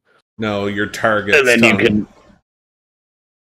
you can make a permanent change to their physical shape. Oh, if you take their tongue out? Yeah. Oh, that's crazy. But we could use that. We could cut out Linares' tongue, put it on the wand, use it on him. Okay. And change him back to his original self, which would be with a tongue. Yeah, but why would you do that? Because it would get rid of his craziness. It would get rid of that wild shit that he has in his goddamn wings and the little fucking creature I that he don't know talks if to. Would it though? Yeah, because Who the that's all fuck knows? cursed. Nobody knows. I don't even know. I don't even know, nice.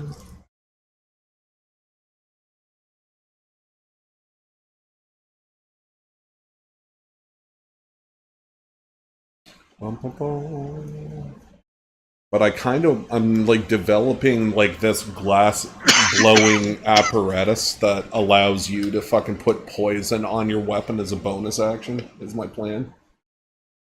Yeah, I need to figure out what I'm gonna need for those poisons. Yeah. Like, I need to speak to an alchemist, essentially. Like we need, and Kote already said that's in the mainland. Mm-hmm. I'm gonna blow so much shit up. You know, go through that portal. And then we Especially now can craft here. Especially now that you have that lathe, you'll be making all kinds of sawdust.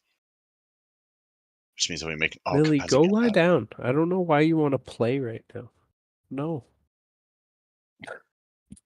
Stop talking to your girlfriend. No, it's my dog. Don't call her that. Jesus. Call her that. I might have to play this laying down with her on my lap. Like she's just. Oh, that sounded even worse. Huh? You're just making it sound more like it. Yeah, that sounded exactly like it. She just wants to sit on my lap right now. She's just a little babe. She's like, I want attention continuously. The beagle, right? Yeah. She's like the cutest damn beagle you've seen. I had a bunch of beagles when I was a kid. I like them. They're amazing. Little pup. Come on, little pup. Lie down. Alright, so while we're waiting. Don't bite me. Being mean. Oh, yeah. For the lose. There Ben and or anybody else that wants to come play. I am currently dealing with my dog. Come on, Ben.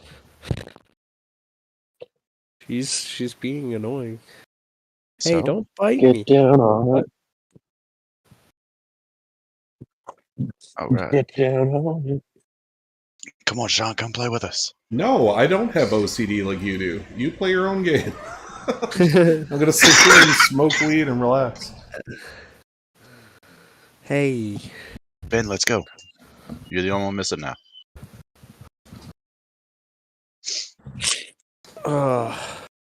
One second. If Caleb Oh, ever looked in. Bobble Bash? Oh wait, is this the soccer one or no? No, this is like I don't know how to fucking explain this one. Yeah, this one's fucking weird. All right.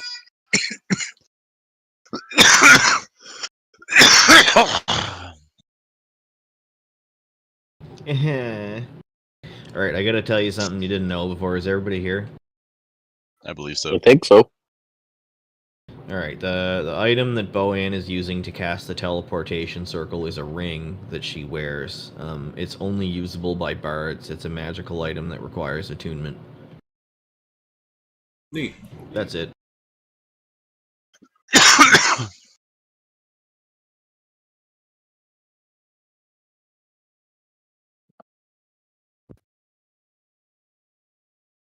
That's it? That's all? Yeah, I think that's all I missed.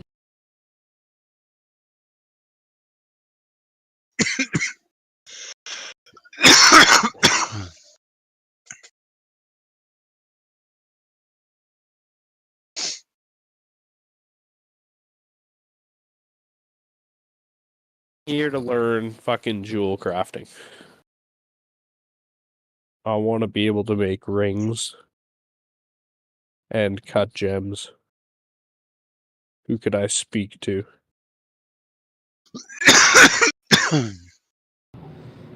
Are you asking this to Yaggle? I am. Yep. I'm here now and I'm like, yo, what up? Well, there's a couple jewelers in the city, but I myself am used to working with bigger tools, if you know what I mean. Yep. I see what you mean there, sir. And I'm staring at his muscles. And I can offer you the use he's of my winking. forge, but unfortunately I don't possess the motor skills to work on something like jewelry. So I'm gonna have to wait until the city, boys. If you want to be taught by a professional, yeah. And then I'm gonna ask him too. Is there anyone that you know in the Enclave that is proficient with alchemy? Not as such. My contact list isn't particularly long. You might try talking to Imogen. She's quite a competent brewmaster. Okay. Didn't I'm not somebody certain whether tell that her? translates into alchemy or not, but it's worth a shot. Her honeyed mead is quite nice. It tastes of lilacs in the spring. Okay. Ah!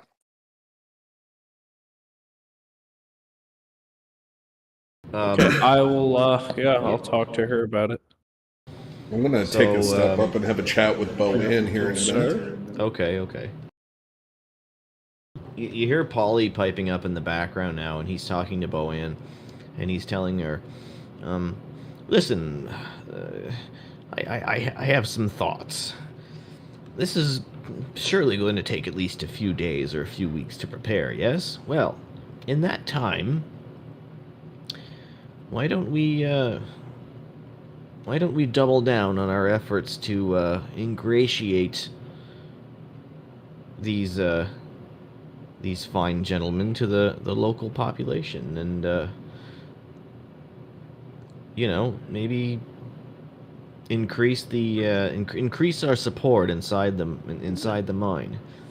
Right now we only have about maybe 50 or 60 people that are sympathetic to our cause, but the more people that we have on our side, the easier it will be to pull off these sort of deceptions. And he looks back at you guys with particular emphasis on Edmund, And he's like, I've seen you around the local pubs and establishments the last few weeks, and you seem to have quite a way with words. Would it be too much to ask for you to, maybe try to ingratiate yourself to some of the mine workers and see if you can... I'll introduce you to the group, of course. And he sweeps his hand around the room, referring to all of the moles that they have planted in the mine now that are all sleeping in tents. And he's like, I'll introduce you to the group, of course. All we would need you to do would be to help build relationships. Of course, you wouldn't be able to pose as mine workers. You'll stick out like sore thumbs. But I'm sure that you could get a lot done just by drinking and socializing over the next few weeks while we firm up our plans. Drinking and socializing is my strong suit. He wants you to hang around at the pubs at night and, you know, meet the workers and try to win more sympathy for the Enclave's cause among the workers. You know, because a lot of these workers are just here trying to make money. They don't give a shit about the beliefs of the Zentarim or the Enclave, right? And so, however, to turn them, to make them realize that they're getting the raw end of the deal and that they should shut this down, blah, blah, blah. However, he's like, I'm sure you'll be able to find a way, and then maybe whenever you are trying to pull off your illusions or whatever is happening where you're trying to fool these motherfuckers, the more hands on deck, the more convincing it will be. So, he's like asking you guys if you'd be up for that. I do wonder, is there another profitable trade in Cairnhorn? I mean, when we first arrived here, it was a slave trading port, which was horrid. Is there another... What are you asking him? Is there another what? Profitable gains. Is there anything else to make profit off of besides the dragon? Is there anything the people could do? Yeah. Well, I mean, there's the merchants that come over from New Haven and set up shop, but, I mean... But they come here because of the market, because of the dragon blasts. That's it. They only come here to serve the population. I mean, without the mine, Cairnhorn would be either a deserted or a peaceful fishing village. Hard to say which. So, another way we could cause chaos amongst all this is we could post signs up that there is a mine or some other kind of work that's paying extensively better in, like, Tatooine or something like that. Oh, yeah. Well, we could convince the workers to leave Scrog, but ultimately we want them to help us out in our conspiratorial plans. I have a feeling that if the workers leave, the Rictus will simply unleash his army of oaken bolters upon the mine, and I think they're working to automate it right now, honestly. It frightens me to think about. Oaken bolters? Tell me more about that. So, how often does this mine shut down? You recall those from when you got captured in the mine. You saw them. You knew what they were. Those ballista things. The ballistas. Yeah.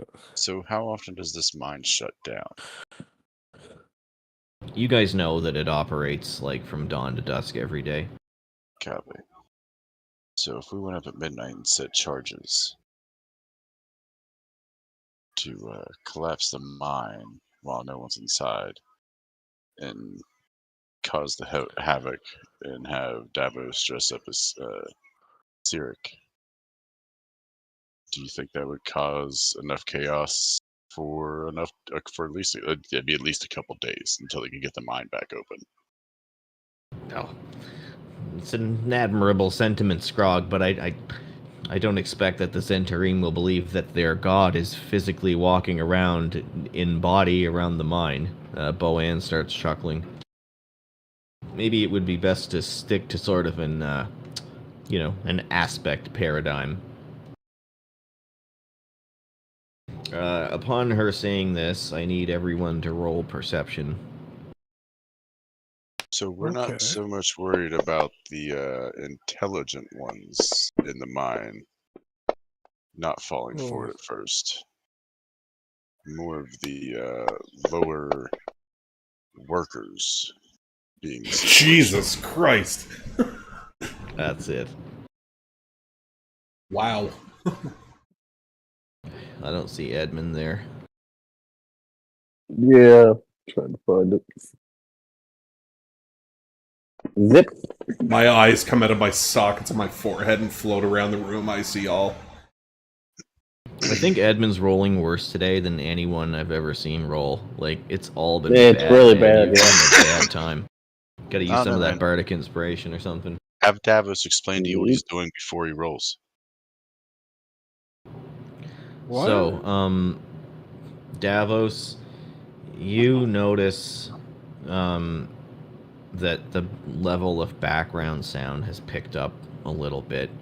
And then Lunaris, you distinctly hear coming in the direction of the chimney of the forge, sound of metal on metal, something that you didn't expect to hear coming down the chimney. And it's like a repeated clicking and clanging of metal hitting metal. I'm immediately gonna stand up, look towards the ceiling, and all you see is a big embracement of fucking moonlit energy wrap around Lunaris. So I'm gonna cast out Twilight Sanctuary and fly the fuck up there and see what's going on. Okay, so you can't fly up the actual chimney. No. It's only like the diameter of like your arm. Yeah, you said the ceiling was like 30, 40 feet though, didn't you? Oh, you're gonna fly to the top of the ceiling. Yeah, sorry, I thought you were gonna fly up the chimney. Oh, I'm Mr. Birdman with armor. I Santa can't. Claus. Yeah, Yeah, that's what I thought. Santa Claus. Santa Claus. Okay, so you have cast Twilight Sanctuary. You're now up at the top. What does Twilight Sanctuary give you again? Does it give you any special detection or skill properties, or just No, magic? all it does is it allows me that as long as I start in Twilight, I'm able... Okay, hold on. Like, I'll read you what it does. It just gives me temporary hit points and end of effect, causing it to be charmed or frightened. Okay. Yeah, so one of my special abilities is as long as I'm standing in dim light, I get the ability to fly for 1 minute. And Twilight Sanctuary makes an aura of dark light. So it gives me the ability to fly. Got it. Okay. So you go up there. Do you tell anyone else what you heard? As I'm looking back, like, I assume people saw me dart off for, like, a fucking epic little fucking fly. But yeah, so Right. do you just do I- do it wordlessly, then everyone you just see Lunaris fly to the top of the thing. yeah. I'm gonna watch him and then hopefully pick something up. Oh, there he goes again. Davos, you can detect that he did it as a reaction to the rise in background noise. Okay. You can tell Lunaris reacted to a sound he heard and then flew up there without saying anything.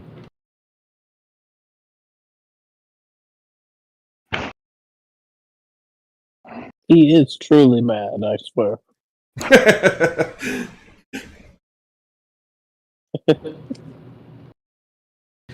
Do I detect anything with my 15? No. Damn it. Okay, so a few moments later, after Lunaris flies up, you hear everyone hears this now. You hear a clanging and a clattering sound, and the clattering sound is coming from the chimney, and it's slowly coming downwards, and then at the forge into the fire falls a small orb-looking thing. And it looks like there's a trail of smoke coming out of it. I'm gonna What the devil? I'm diving I'm on a going chest to- first, and I'm casting Sanctuary on myself. Sanctuary. You could put your little house around it. Nope. Takes 10 minutes to cast. Oh. I wish I could. Yeah.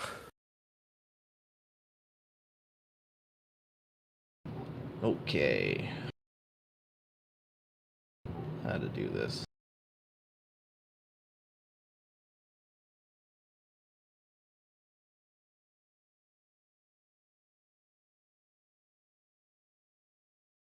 So, none of you have time to do anything.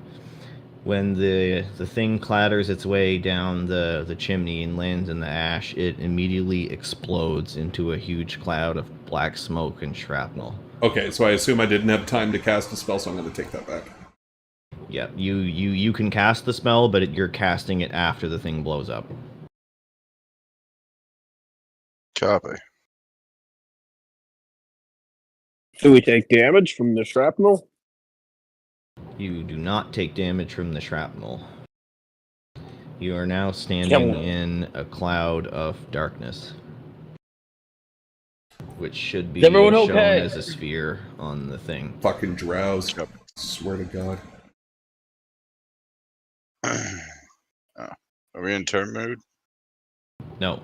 So in that smaller circle, you're completely blinded, and in that larger circle, you're heavily obscured. Copy that. Did we get any of my hollowed out shits made? No. These were talking about it, but he never actually. He promised to do them the next morning, and then this happened. Copy. I'm going to bolt down to the south. I got, what is that, 40? Are we like rolling for initiative or? Nope, nobody's rolling for initiative. You're just in darkness. 25, 30, 35, 40. I'm not necessarily gonna let you move. I'm doing something in the background here, but just tell me where you want to move. I'm gonna put your token back, and I'm gonna turn move requesting on. Okay.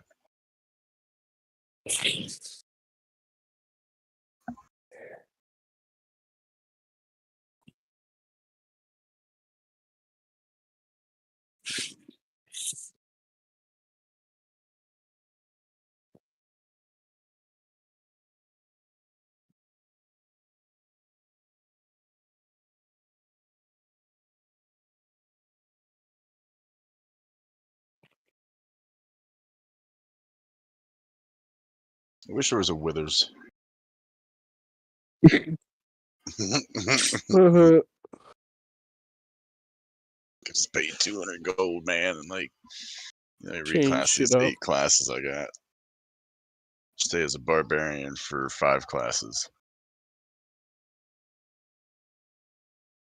Then with my intelligence and wisdom, I would probably go with a wizard for 3 classes. Yeah, barbarian wizard would be really cool. A barbarian wizard. That'd be kind of I've always wanted to do a bard warlock. I think a bard rogue would be fun. A barbarian. A bard. This is how I fist your mom. Here comes a natural 20. Let me. I've rolled 2 natural 20s and a regular 20. Okay, you're now gonna enter initiative. Copy. Entering the Initiato? That's what I want to find now. Now I want to find a sick ass. I want to see if Ben's fucking vigilance blessing kicks in. I didn't get my advantage on that. I get advantage on initiative rolls. Yeah, if any of you have, like, if the game isn't bam, your roll, there you go, Benji. Make sure you let me know. Beautiful. Initiative, where is it? Come on, nat 20. Oh my god, it worked. That was a nat 20 and it didn't show. Fuck you, game. I literally have evidence. I have evidence. That's bullshit. Doesn't matter. Didn't count.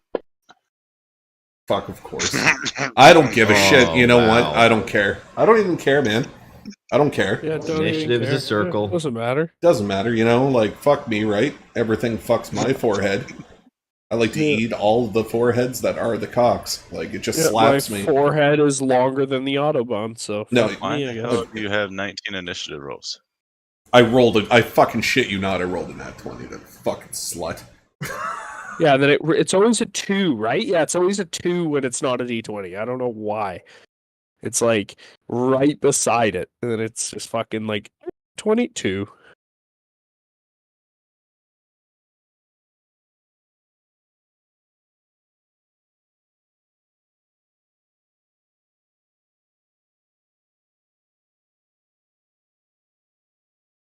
Okay, so as a reminder, everybody in that circle is magically blinded. So Davos, you're up. So I'm not magically blinded? So, You Oh, no, are I am. magically I am. blinded unless Yes. you're immune to it.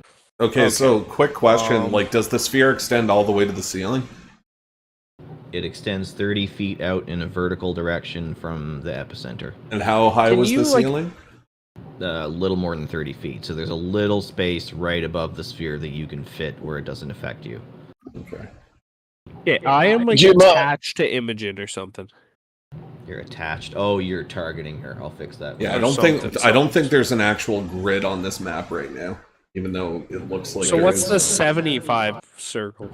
Wait a second. You're not attached. How are you attached to her? What are you looking at? Well, I'm just seeing an arrow to 80 feet away from Oh, her, I or see it. pointing towards her. That's Like, fucking weird. What the hell's going on with that? I don't know. Maybe let me move? Maybe it'll move. Oh, I during- fixed it. Okay, so what's the 75 circle? 75 that's heavily obscured. Oh. And 30 feet is magical blindness. Wow. I am going to... Davos, jump on my back. I'm just gonna... Why did I jump on your back? Because I can move 80 feet and get us the fuck out of here. Wouldn't you want to take little Edmund? I can scoop him up as a bonus action. Can you carry all that, though? No. Why can't I? You can carry one body. Hang on. Are we Put it in supposed to your have those inventory? rules? Inventory. He can carry Oh, 570 pounds. He Yeah. can carry 450 more pounds than he's carrying. Are you So sure? I can carry both of you. Oh my god. Oh my god, where are you in initiative? Just Right behind you. Just do your Right behind me. Well, I am going to cast Dancing Lights. And I'm going to put them in the heavily obscured area. You can draw a circle if you want. Okay. Can I, like, drag it out onto the field? No. No, you can just right click and hit pointers and then draw a circle. Yeah, Or you what can is just its draw it with the pen if you want and I'll make the circle. range 120 feet, 10-foot radius.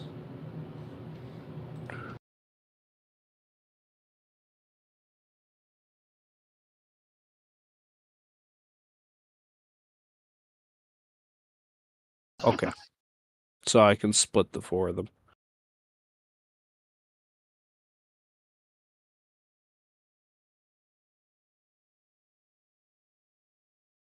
We'll go there. I'll just keep them together. There we go. And then I will crawl onto Scrog's back. I'm going to go piggyback ride.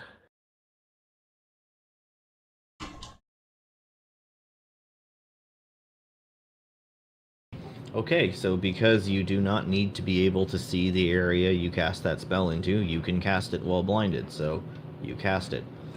You can't see the lights that it creates, though, but you know that you cast the spell, and then there it is. Sorry, so what was that, and you just walk 15 feet? Yeah, to Crawled up on my Scrog's back. back. Crawl up on Scrog's Okay. back.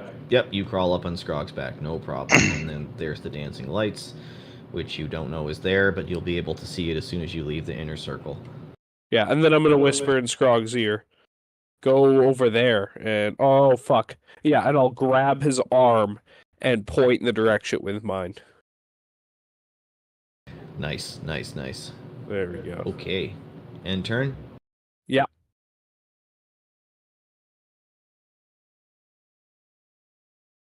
You can't see me cycling through other things, right? Nope. No. Good.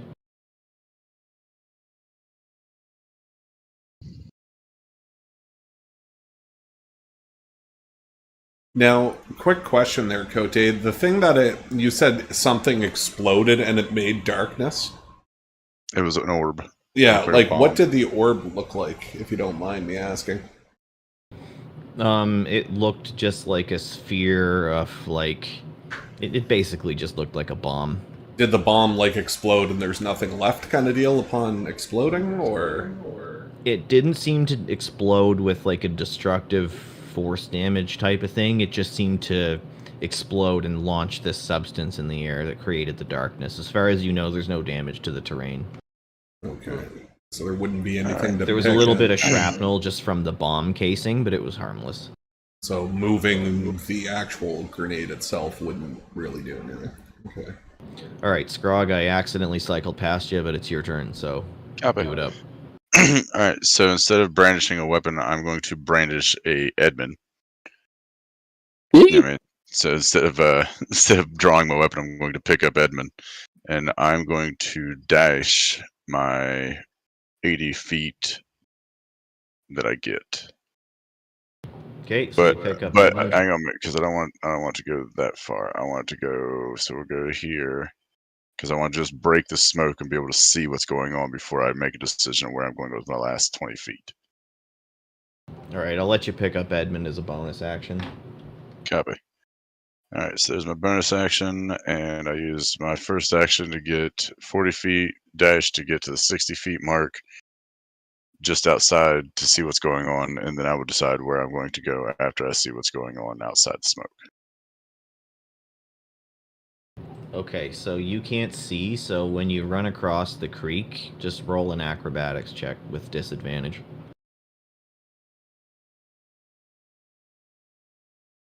You said acrobatics? Yeah. How about athletics? Nope. 15. Okay, so you shuffle across, but you do lose your dash, so you can only move your movement speed. So you'll get 40 feet this turn, but you make it across the river. As soon as you make it across, you come upon Davos's dancing lights, and you can see them there kind of fighting the darkness. So you saunter past them. Copy. So that, we're going to say that rock that you just climbed on is like maybe 2 or 3 feet high. So either make another acrobatics with disadvantage or just stop behind the rock. Well, like, we'll say when you can see it there. Actually, you don't need to make it with disadvantage because you're not blind anymore, but still make an acrobatics to climb up onto the rock.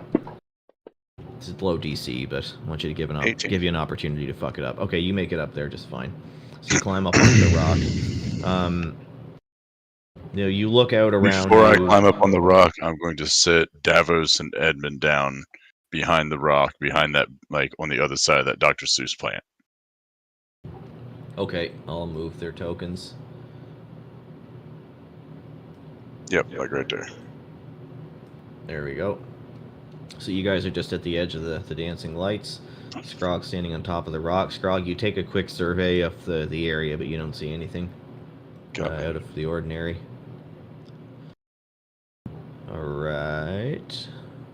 I'm going to... Oh, never mind. I don't have any actions left.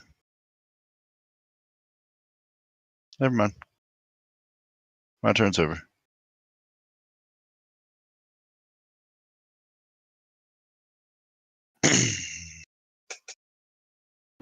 Alright. Alright.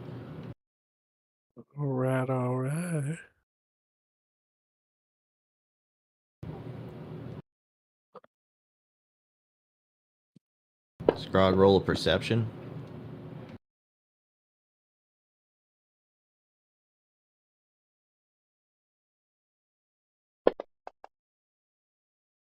Failed. Oh.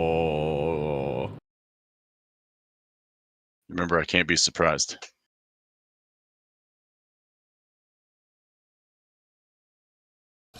My danger sense prevents me from being surprised, and hang on a minute. Surprise only matters at the start of combat. It lets everybody else go ahead of you in the order. Yeah, surprise. Scrog, you spot a clumsy, stumbling oaf of an assassin trip over a mushroom just about 15 feet to your right across the pool. Can I yell? You sure can. To arms! 2 legs. He's a dead man. Okay. That'll do it for his turn. Oh, Mr. Assassin, I'm gonna fuck you up. Fuck you up. I'm gonna pick you up and I'm gonna beat you like the Hulk did Loki. When I say just he's an side to assassin, side. I mean he's the class assassin. I don't necessarily mean he's there to assassinate anyone. You don't know that. We're about to find out. Both We're about to are find out. true. If you look like an assassin, you're an assassin. Quack. You goddamn duck. Oh, I'm gonna fuck you up. If it quacks like a duck, it dies like a duck. Mm-hmm. Makes great fogwa. Like a duck, die like a duck. Abilities. Donald Duck just turned over looking at you, the stink eye. No, Daffy Duck is way better than Donald Duck. Hands down. You're such a Take young Daffy kid. all day. You're so young. Oh, dude, Daffy was amazing. Come You're on. so young. He's the little fucking ass. He had a mean streak in him. Edmund's turn. Edmund's gonna whip out his mandolin and start singing. Oh yeah, wait. First, can I see Scrog? Yeah, you can see Scrog. Okay. I'm gonna whip out his mandolin and start singing, and give me a sec. Can't keep my eyes from the circling skies. Tongue-tied and twisted, just an earthbound misfit Scrog. And cast fly on Scrog. Fly? All right, Yeah. is there somebody, do you have like a tambourine so you can play those 2 eighth notes on the tambourine at the beginning of... Yeah. I can now. You're Scrog Scrog has a bagpipe. Yeah. Alright, I'm getting distracted. That's a good song.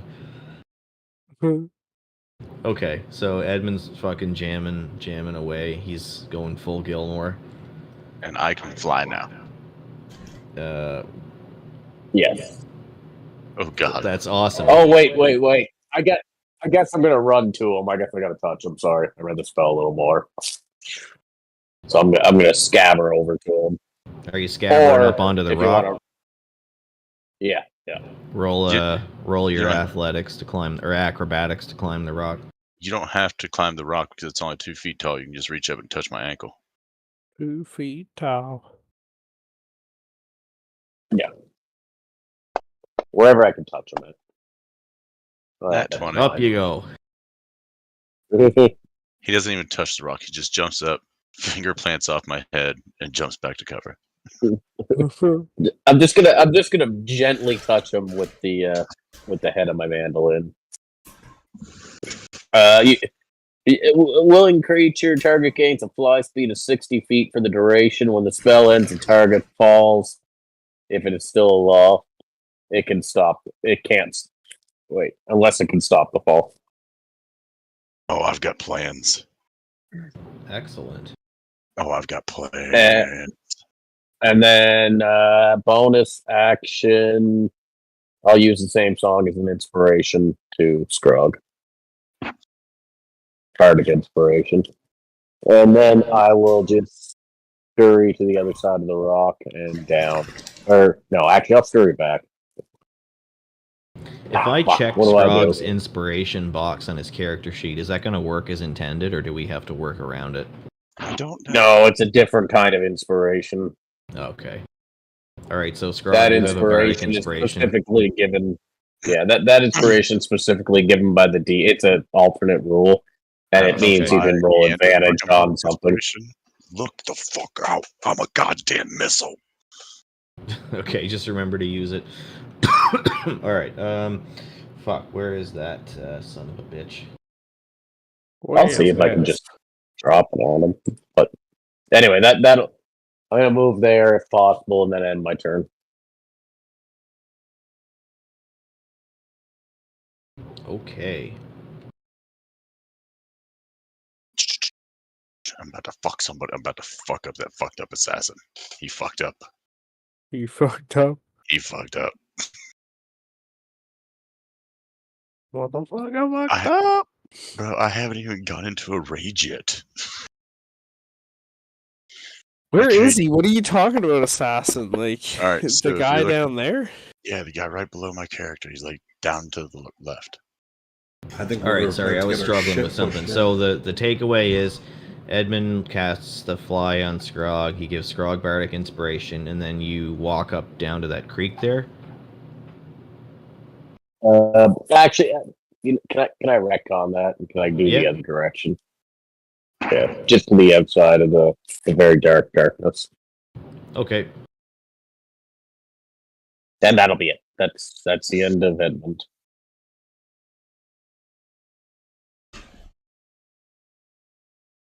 I'm just asking, doesn't a person have an innate swim speed?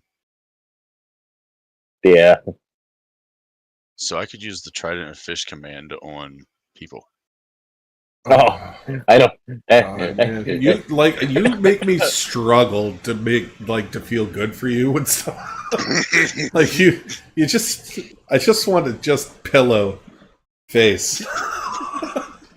I'm over it.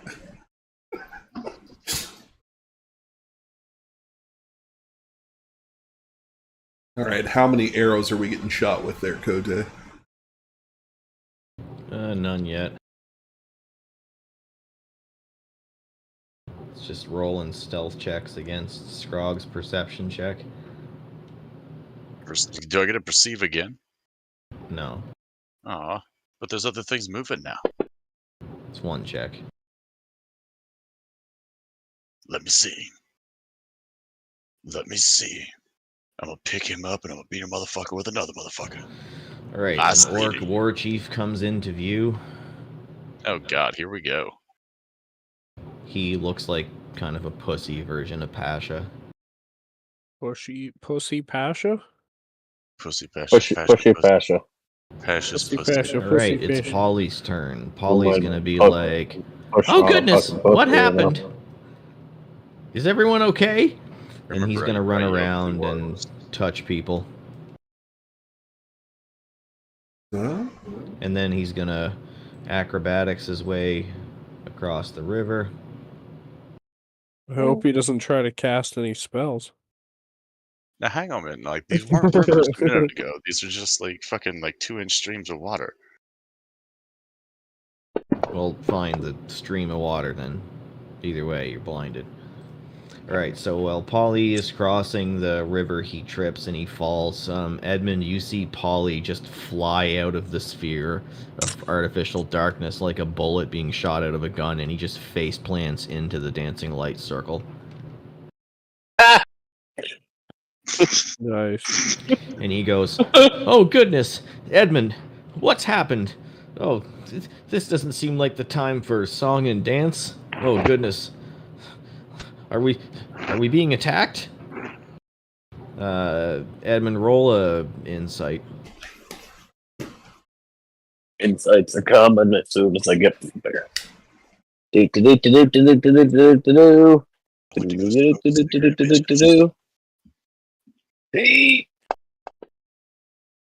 All right, Scrog and Davos, you also hear this, so you also roll insights. Insight. Where are you? 18.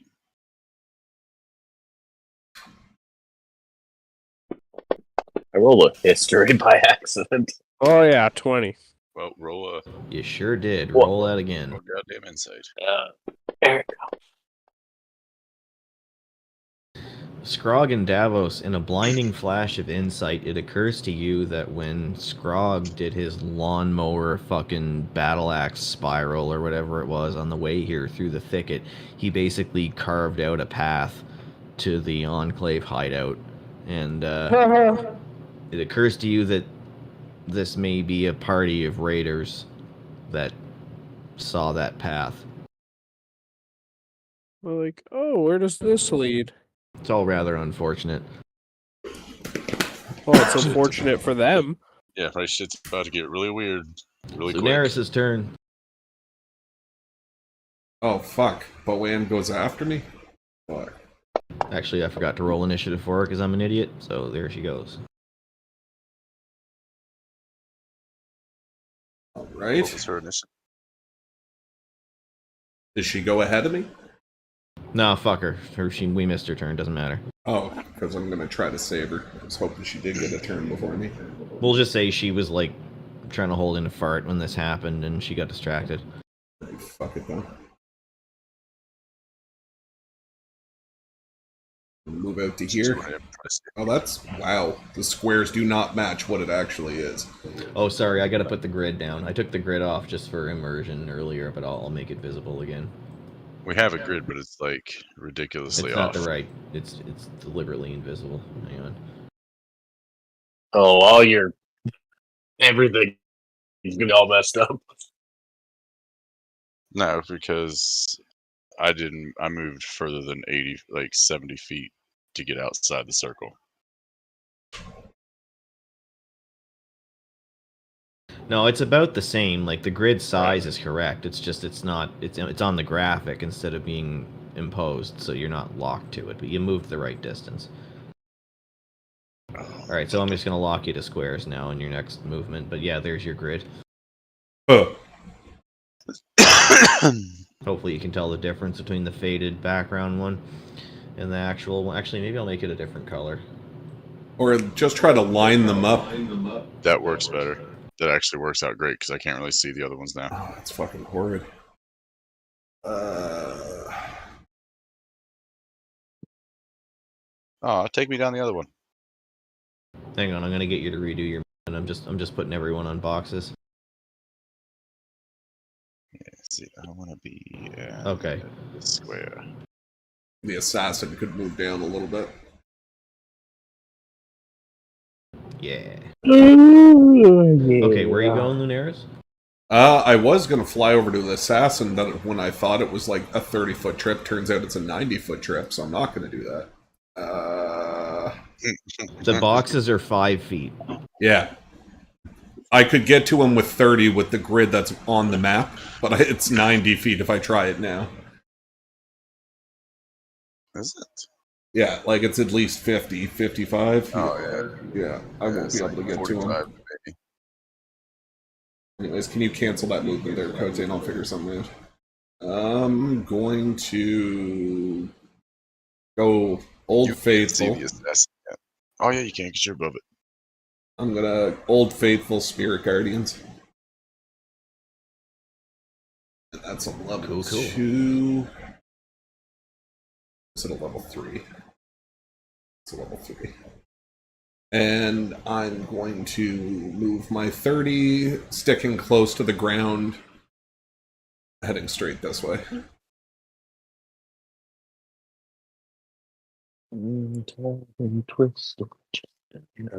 Alright, cool. So you fly by the dancing lights and you see Edmund jamming away and Polly just picking himself up off the ground. Okay, so because Edmund, Davos, and Scrog are all within my Twilight aura, you guys get, I believe, 4 temporary HP. Nice. Forever, or just while we're in your orb? Refresh along with your allies. All it says is you grant temporary hit points equal to 1d6 plus my cleric. So my cleric level is 9. So it's 1d6 plus 9 to everybody, and it doesn't go away, I don't think. 1d6 plus 9? Yeah, because I'm a 9th level cleric. Alright, so roll that d6 then. I just want to get confirmation that that's cool. Yeah, yeah. Yeah, okay. D6 plus 9, so it's 13. Yeah, Where are you entering that at? Temporary on your main page at the very bottom. There's temporary on the right side. yeah, so you'll just have to remove your HP from the temp, but I think the computer will do it automatically. Mm-hmm. Wait, so we're adding this manually? Yeah. Yeah, add 13 temporary hit points to your temp box on the main page. Yeah. Sick. So there you go, boys. Little kiss. Mwah. I've been kissed so many times in the past 6 seconds. But when birds kiss, it's kind of like a tongue little lick. Like they're licking you with their little tongue. I'm just getting ooh-wooed over here. I'm almost out of cummy wummies. Oh, no. Oh, yucky. Right, So as long as you guys end your turn in my circle, you'll get another one. Every turn you're in that circle. Shut the fuck I don't up. think they stack, though, right? Doesn't say That's it still doesn't. insane. No, it should just replace it, right? Doesn't say it Yeah, doesn't. it should. Most temporary hit points, you can't stack them, but still, that's still insane. Like, if you get hit for less than that, then you just regain it. It's crazy Right. good. Yeah, Aha. pretty nuts. Ha ha ha. Ha ha ha ha ha. Anyways, that's it for me. So if anything comes within 30 feet, it'll take a hit from the Spirit Guardian. Let's fucking Yeah, go. yeah, awesome. Yeah, awesome. Kote is so pissed right now. He's like, I got a flying missile with fucking extra shit now. Fuck. I'm trying to do shit in the background. Yeah, you got a flying I forgot to wrecking make ball. a character sheet for Yagle. I'm trying to get that done really quick. Is grapple an action? I think so. It's an attack that you make as Alright, it's using an attack. your standard action. Okay. So I could use attack. I could grapple and then throw because I get 2 attacks during my action phase. Well, I would imagine so, yeah. Copy.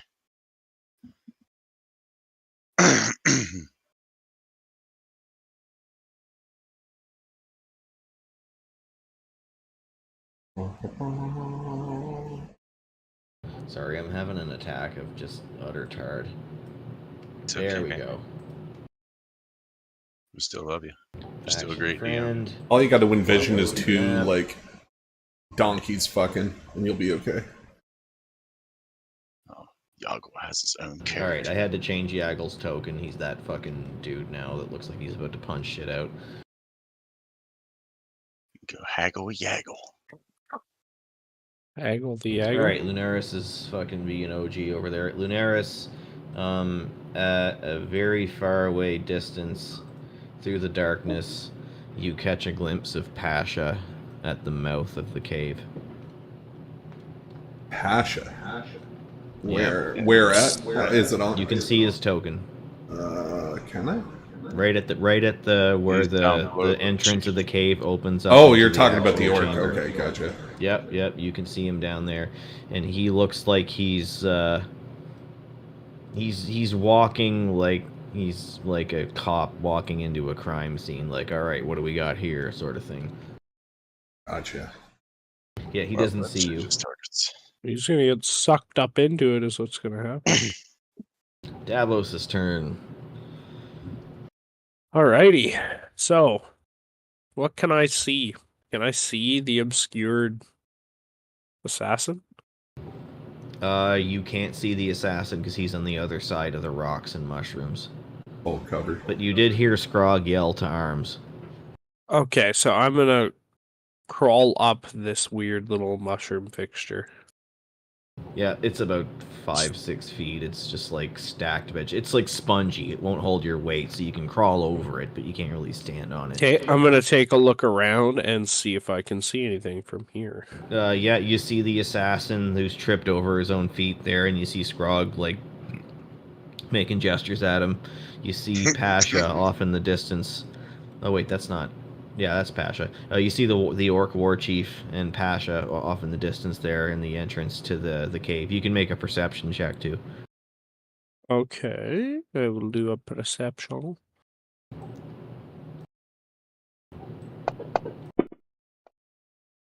23.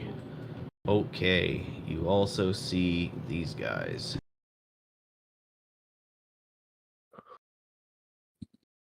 Two scouts right there. See a guy there. And I don't you see see a guy them there. yet. Just look down below the darkness. Oh, You should see a bunch yeah. of tokens. I moved the thing down. Okay. Well, how far is this? So 30 they're all feet? advancing with authority on the camp. Well then, this is obviously an attack. Yeah, okay, I'm shooting the assassin. That? So I'm gonna load up an arrow and get readied up, pull back as hard as I can. All right, as you pull back on the bow or crossbow, whatever it is. Oh, what am I using? No, I have a short bow. Nice. Pasha is gonna take a readied action, and he's gonna yell out, "Over there in the tents! This is the terrorist camp! Round them up! They'll stand trial in New Haven." And then he looks up at you, Davos, and he goes, "Hold your fire!" Oh, hold my fire, Pasha. You little fucking cocksucker. Okay, maybe I shouldn't say that. You know what? Too late. You already said it. No, it's okay. Just a second.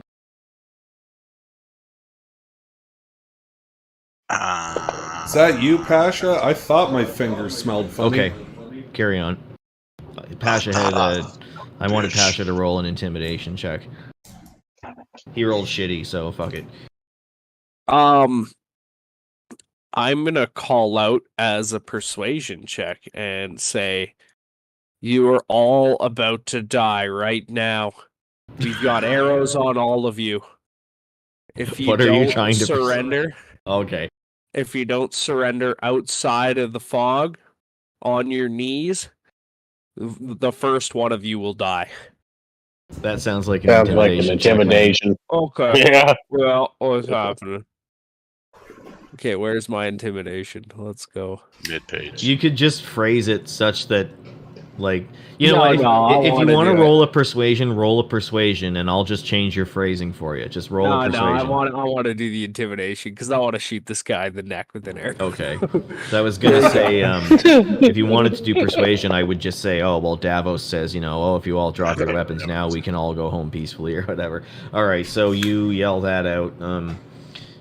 Pasha does not seem to believe that you can. Oh, he's gonna kill them. believe it now. Okay, I am actually readying the crossbow arrow as I was saying that, the exemplary crossbow.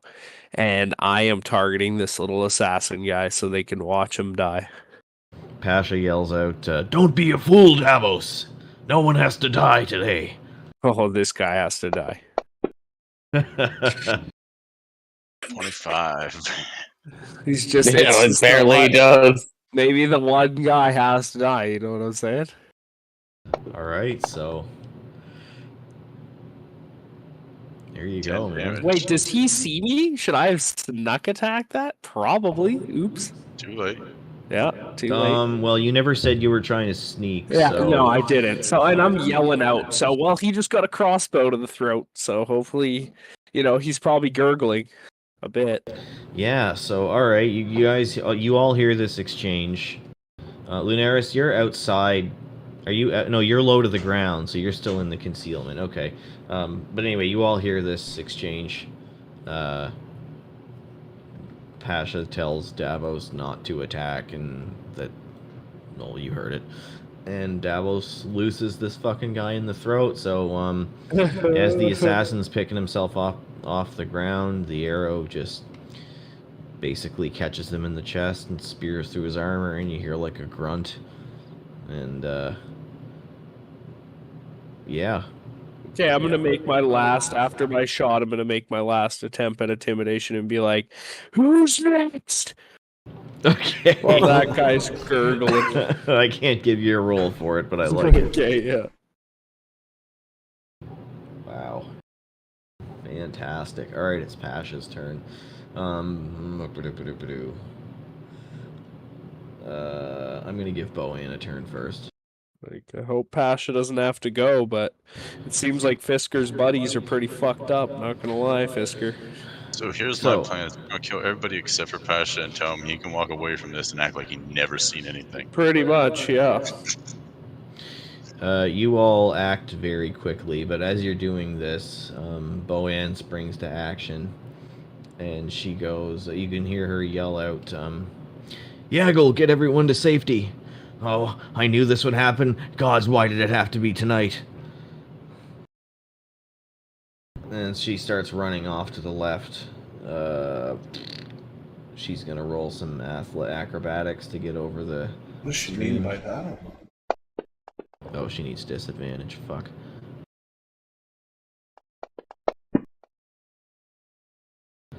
Yeah, she hops over without too much trouble, but she loses the rest of her movement. She only gets her 40 feet. So you see Boanne, and she's now running out to the side to try and wake people from their tents. And Yagle is following her. Oh, I can't wait for how this is going to happen. I can't wait. Awesome. Okay. Man, somebody disconnected. That was Davos that just disconnected. What? I disconnected? Looks like Yeah, it. Maybe you're it just no longer- fucked up. Oh, it did disconnect. What the absolute fuck? Aha, how does it taste? Now I know how Caleb feels every week. Yeah.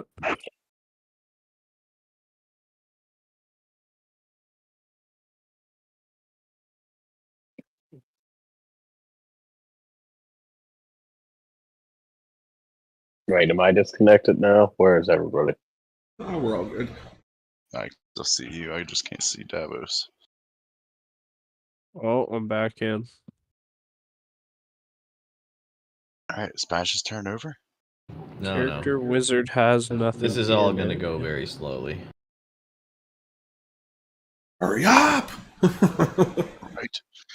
I am ready to yeet, motherfuckers. You got Iron Man here about ready to go into the stratosphere. Right, like I'm just Fuck. levitating over here like Goku. Lunaris is going to go bowling here in a second. I guess I'm kind of just like Hawkeye shooting somebody in the chest saying, "Give it up." Yeah, you're definitely Iron Man. I'll be fucking Vision. We'll have a time. I want to be Pepper Potts. I want to be happy in both ways. In both ways. Let's. There's this board game people that I watch, and they played a version of HeroClix that was based off of Marvel, and the game was won by Happy getting all 5 Infinity Stones. That's amazing. It was awesome to watch. Beat Thanos in one shot. Oh my god. Alright. So, Pasha's gonna pull, he's gonna walk up here.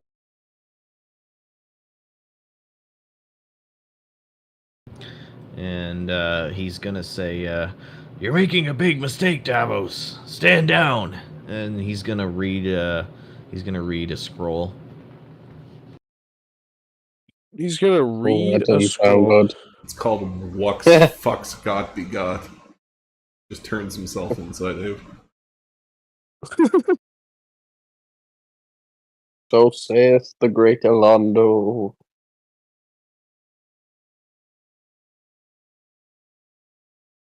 Alright, so, Scrog and Davos and Lunaris. Not there, don't.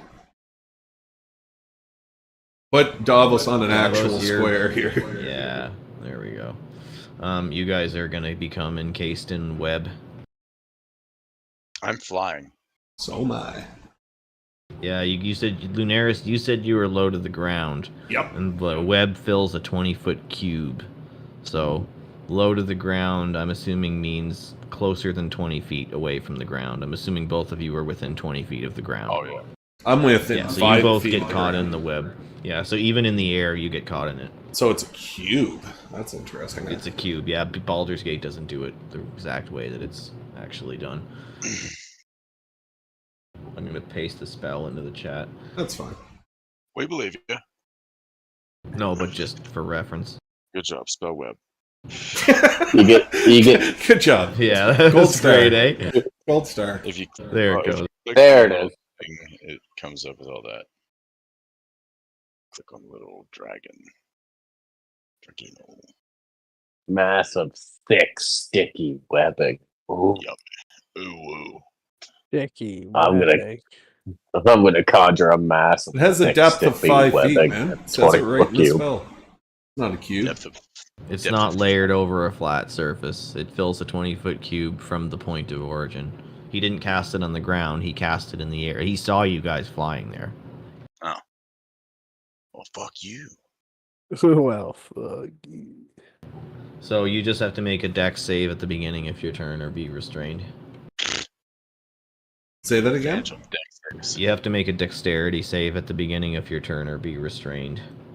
Okay. So Pasha's already started to. He's already taken his movement, so he's gonna start barking at the scouts, the war chief, to his left. He's gonna be like, "Round them up! Make sure they're all taken alive. The saboteurs must be brought to justice. They're all here. I know it. They're in the tents." And they start to scatter out to the tents. Bold words for a ussy.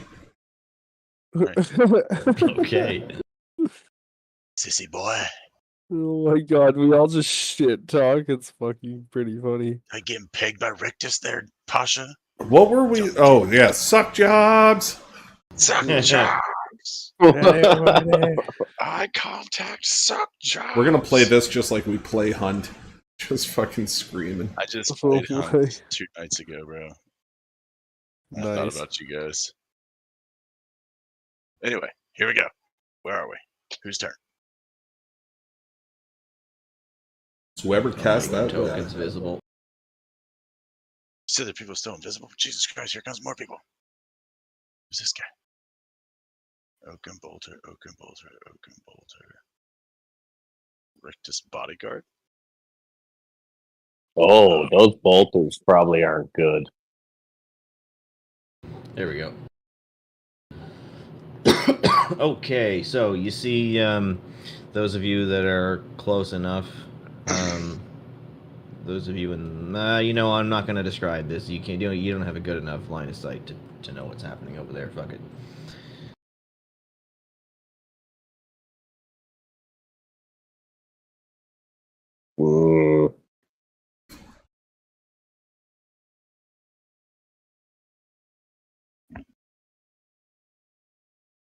Scrog's turn. Make a dex save. Alright, I get advantage on dexterity saves. Bang. I'll take that. Yeah, you get out 24. just fine. Alright, cool.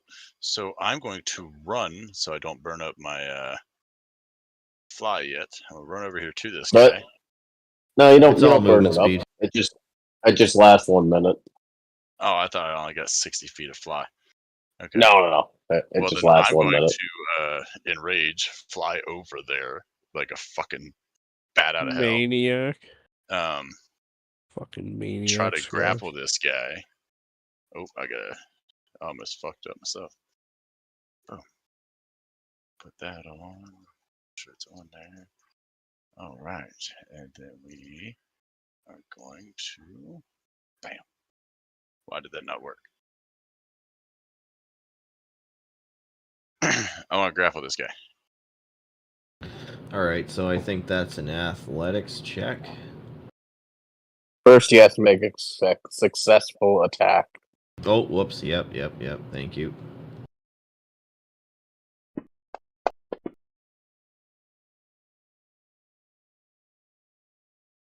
That's 25. That's a hit.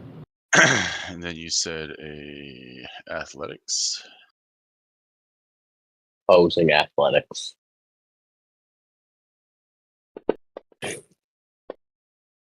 $21. Okie dokie. So I think he just makes the check on his turn. So for now, yeah, he's grappled. Okay. Well, Do I have I'm that going right? to. Nope. He makes it now. Oh, he does. All right. It's like a save almost. Okay. It's not. You don't use your save, but yeah, it's reactionary. Ooh, he almost wriggles away, but you manage to just outmuscle him at the last minute and palm his face. I'm going to fly up 10 feet and out 10 feet to where I'm right here. Yep. All right. And then I'm going to tell them, we gave you a chance. Now all but one of you will die. Just this flying orc palming the skull of an assassin like a basketball, just dangling him. And then I'm going to throw said assassin at Scout 1. Oh, Okay, so if improvised you weapon. used one attack to grapple him, you should be able to use your second attack to throw him. So I'm okay with that. Okay. So that's what we're even doing then. even if it didn't work out, which I'm not sure it does or doesn't, it's so awesome it should work out. Yeah. Yeah.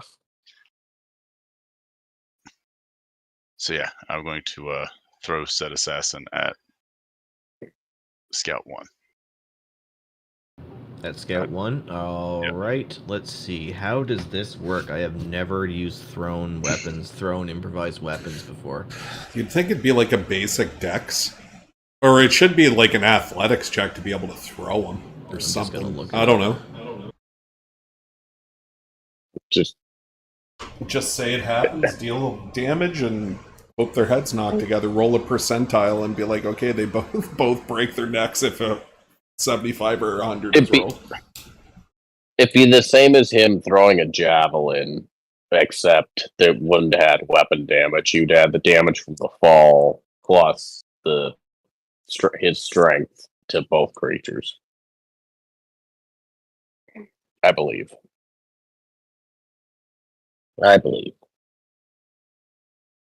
So a weapon attack to hit, fall damage plus strength? I believe so, yeah. Okay. Well, hang on. Oh, Yeah, I'm not the DM. I'm sorry. I'm overstepping my bounds. No, you're not at all. You're only overstepping your bounds if you tell him to do it, but you just told me how it works. Just need you to hold up so I can parse that.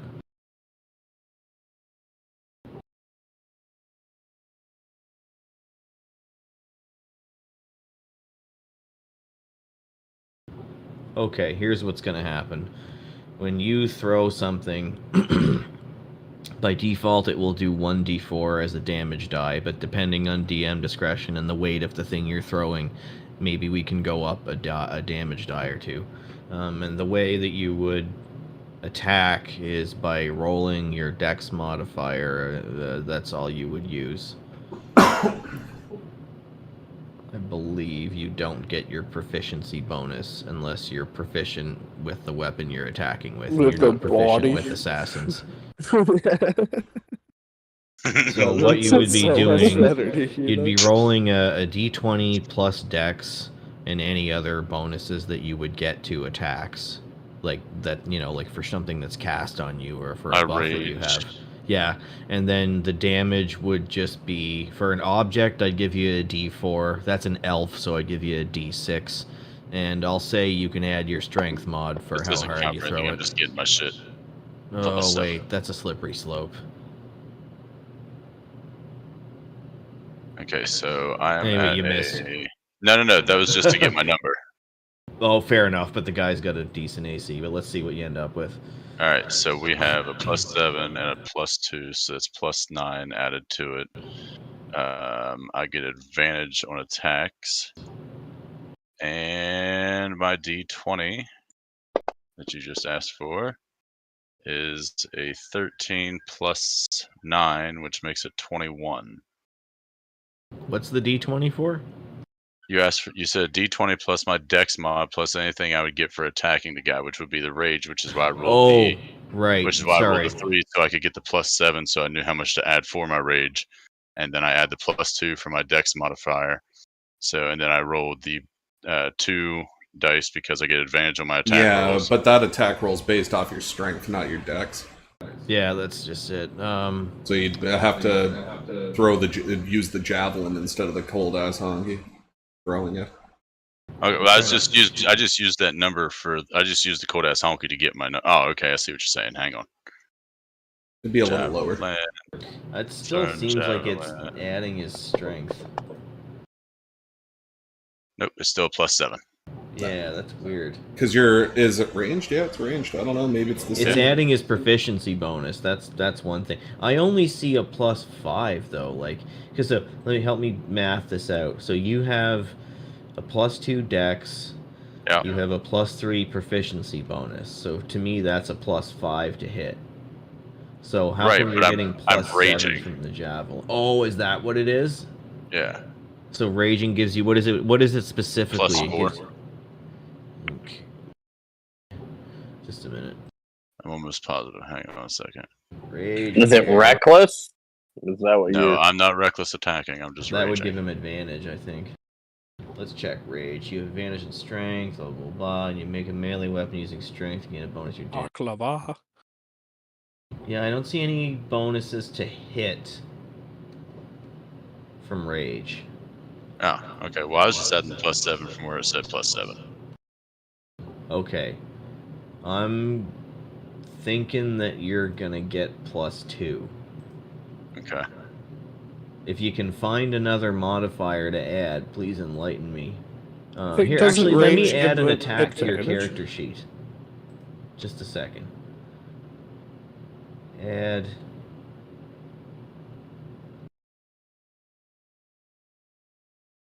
Oh, that's a barbarian action. Fuck, it won't let me add an item. Alright. No, add an attack. Go into actions and then hit the little plus button. Yeah, it just doesn't appear under weapons. For some reason. I can only add to the other 3 sections. There, I just put an empty blank Oh, up there. score! Alright, let's see if I can sort this out. Stat. Dex. Not proficient. Name. Name throne. Just because you're going to be doing it. Oh, yeah. Sense. You know what? I put it in the way that I said, and it is giving you +2, which is what I predicted it should give you. So Okay. roll the attack called Throne onto the scout.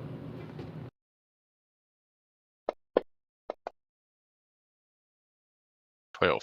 Nice. Okay, let me put the damage in for this. I'm gonna. Oh wait, I didn't get Throne... my. Oh, never mind. It's not an advantage. It's not.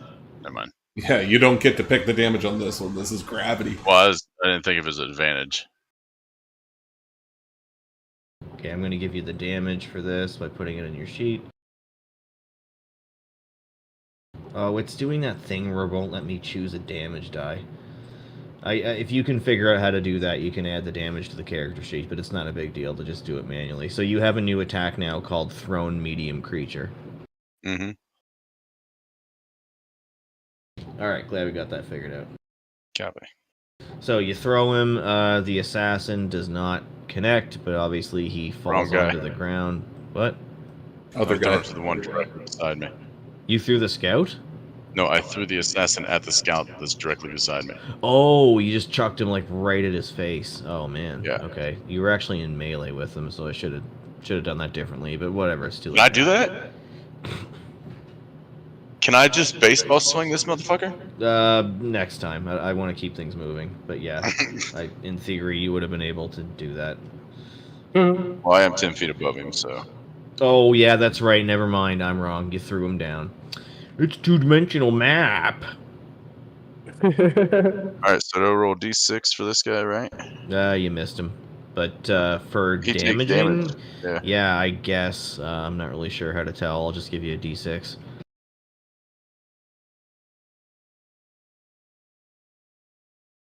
I'll just type the damage onto his character sheet. Well, that's a 6. Nice. Alright, so you hear him drop to the ground in a crunch of bones. Crunchy Alright, bones. so that was 20. That's 40. Okay. Is he prone? Ooh, yeah, he should definitely be prone. He fell 10 feet. I'm sorry, Yeah, I'm just whipping off of No, fucking you're right. boulders, but He's all of the prone. He's all of the prone. Let's put that effect on his character.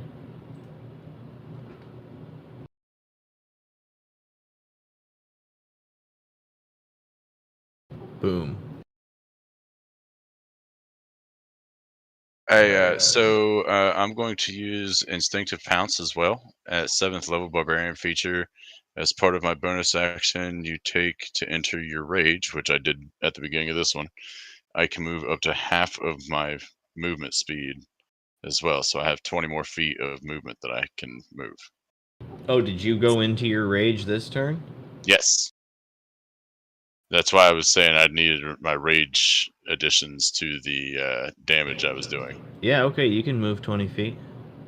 The scout that you missed will get an attack of opportunity on you if you leave his... Oh, I'm no, 10 you're not I'm in 10 melee feet with in him. the air. Never mind. Fuck, man, they need like a cube or something. He's just gonna like start swatting in the air like he's swatting for flies. Ah, you Yeah. fucking ogre! Ah, go away. Alright, so Scrog fucks back off after that experiment in body tossing. Edmund, this would be an amazing time for a fireball. Alright, I Assassin don't have picks fireball. himself up, I wish he did. and having failed his attempt to sneak in, the Assassin is going to follow Pasha's orders and immediately take off. He's already used half his movement speed to get up, but he's on his way over to the tents now. And he is going to take a shot at Scrog as he's on his way over. Pop shot. It's a pop shot. Don't make this personal, man. Don't make me be the person I take back to Rictus.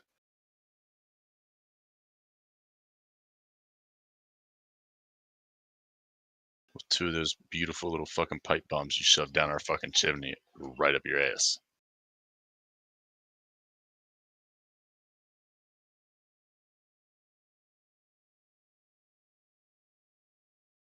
Rictus bodyguard. This is the first time I've ever seen one of those.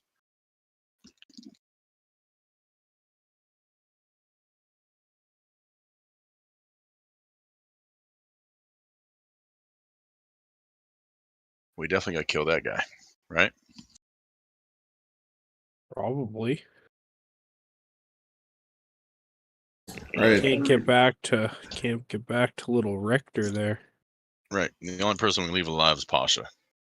Alright, I can't find anything implying that this guy would get disadvantage on you because you're lightly obscured, and does anyone happen to know that off the top of their head? No. He's not It's not concealed, he's disadvantage. obscured. There's no, I don't. Well, I didn't think so. It's I concealment don't that know. gives disadvantage. Concealment gives +2 to AC. Obscured gives disadvantage on perception checks, but there's nothing about attacks. So, yeah. But can he still see me? Did he perceive where I went? He perceived where you fucking went. Now he's gonna shoot his bow and try and spear it through your fucking neck. Oh, ranged weapon attack. Do you believe I don't know why it rolled. in your neck? Oh, why did he roll at disadvantage? Maybe the game knows something. No, the game doesn't know that that's an aura of darkness. It just knows it's a circle. Oh, because he had prone. I forgot to clear him of his prone status. Oh, he's prone shooting a bow. Yeah. Can you So imagine? I'm just saying, if you like, in my opinion, if I set up to be prone, I should get advantage. Like if I'm already laying down, like if I get thrown down. I'm pretty sure it's actually the opposite. I think you get disadvantage for shooting at somebody that's prone. You definitely do. Yeah, you do. It's Shoot. hard as fuck. Shooting at somebody that's prone gives disadvantage, but I think if you're shooting from prone, you get advantage, and if you're melee attacking somebody that's prone, you get advantage. Yeah, you're melee attacking someone that's prone, you get advantage. I don't think if you shoot a ranged weapon while prone, you get advantage, though. How bad did he miss? Can I catch his arrow? He missed almost badly enough for the critical table. Right. But So no. can I catch his arrow? I don't know, can you? I don't know. No, it's a special monk ability. Yeah, you can't catch his arrow because you're Scrog. So he fucks up. Have you seen the things I've done? He took the pot shot while running. He missed. His turn's over. Rictus's bodyguard's turn. So Rictus's bodyguard is directing the oaken bolters, and he's pointing towards you guys. And you can see him now. He's walking up to join Pasha. All right, just so I'm aware, I need a map what push, are guys. oaken bolters? Sentient crossbows. Or ballistas. Oh, sorry, Do they ballistae. have those in here? Oh my lord! Yeah, they wheeled them in. They're Oh, we have to they're pretty kill wheelie. everyone my now. God. This is gonna be bad. Could my character carry one of those? Probably.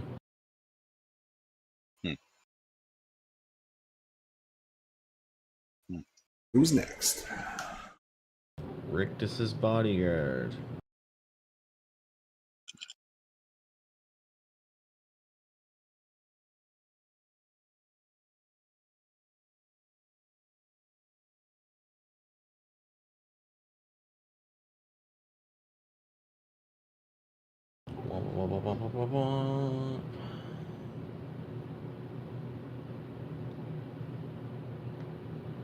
What's he gonna do?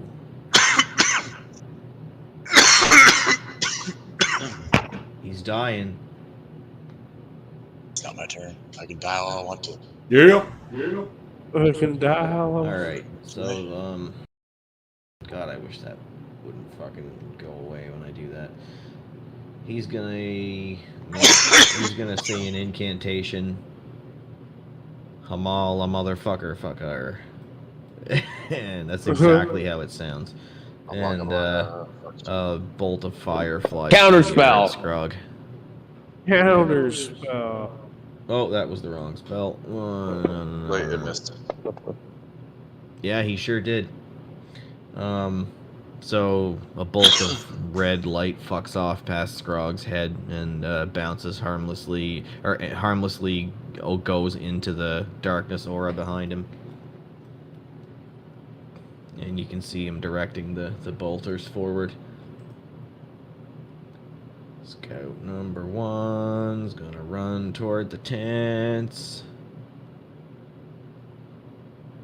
So he's the guy that just got attacked by your fucking launching that dick at him. So he's off, he runs over here. And then we're gonna move all 3 of them over.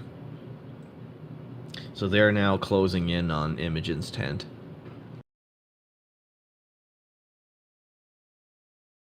They're closing in on Imogen's tent? Yep.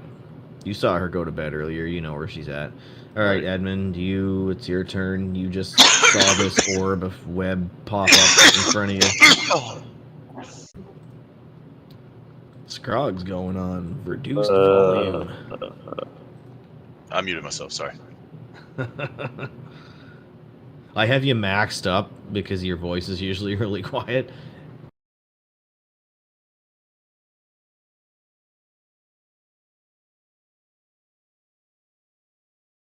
Initiative, we can see each other's, right? Yeah, we can. Alright, so Edmund's fucking off across the little... He's at the edge of the pool. Don't forget you got your inspiration. Oh yeah, trust me, I know. Oh, I know. All right, Edmund's gonna move there. He's gonna. It worked before. He's gonna try and cast Charm Person on. Can I see Pasha? Oh, I might not have the range. Yeah, you can see him. In fact, I should check. You can see him. He's been yelling. He's 55 away.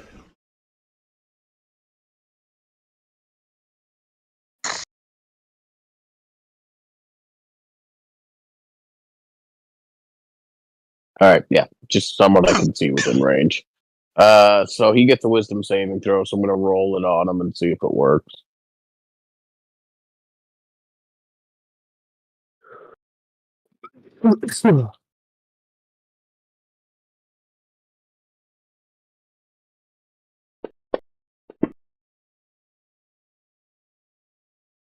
He succeeded, but I'm still gonna say what I was gonna say anyway. Say what you need to say. Say what you need to Pasha, say. stop. Pasha, stop this. You know it's wrong. These people want the best. Please, let's have a parlay. Pasha, I'm pretty sure, is aware that you tried to charm him, right? Yeah.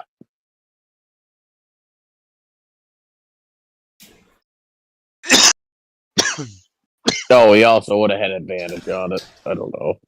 It didn't roll for it, but it doesn't matter. He succeeded anyway.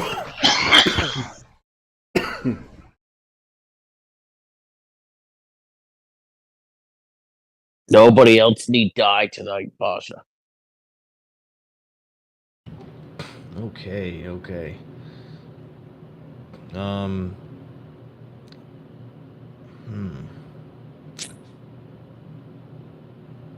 He is going to regard you, consider what you said, and you're gonna roll a persuasion check.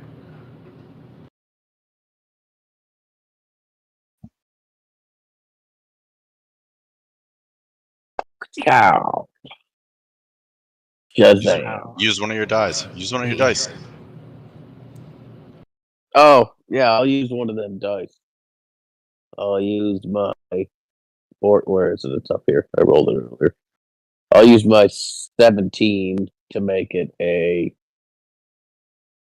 26. Good choice. Yeah, that makes sense. That's an important one. Oh, I'm so fucking smart. God damn it, Scrog, you're stupid smart. Yeah, right. That's a good one, yeah. That's funny as fuck. So you're trying to persuade him that what he's doing is morally wrong? Morally wrong, and we should talk about it. He doesn't understand the whole situation. This is Yeah, getting he intense doesn't. real fucking quick. We're gonna have a double agent. That's what we're gonna have. If we can do it properly. He's been a double agent. And people, Yeah, we'll have a and people, triple agent. and Okay. people are going to die otherwise. Yeah.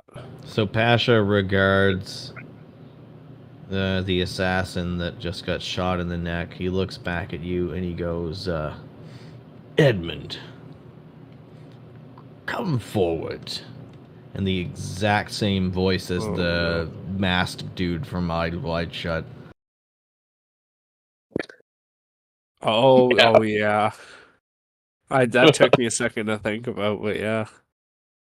That is the password.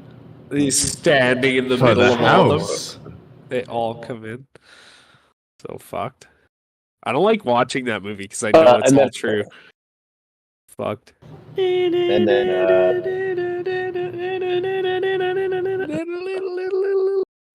Okay, so there's Yeah. your response, Okay. Edmund. You can insight on that. okay, I'll insight on that.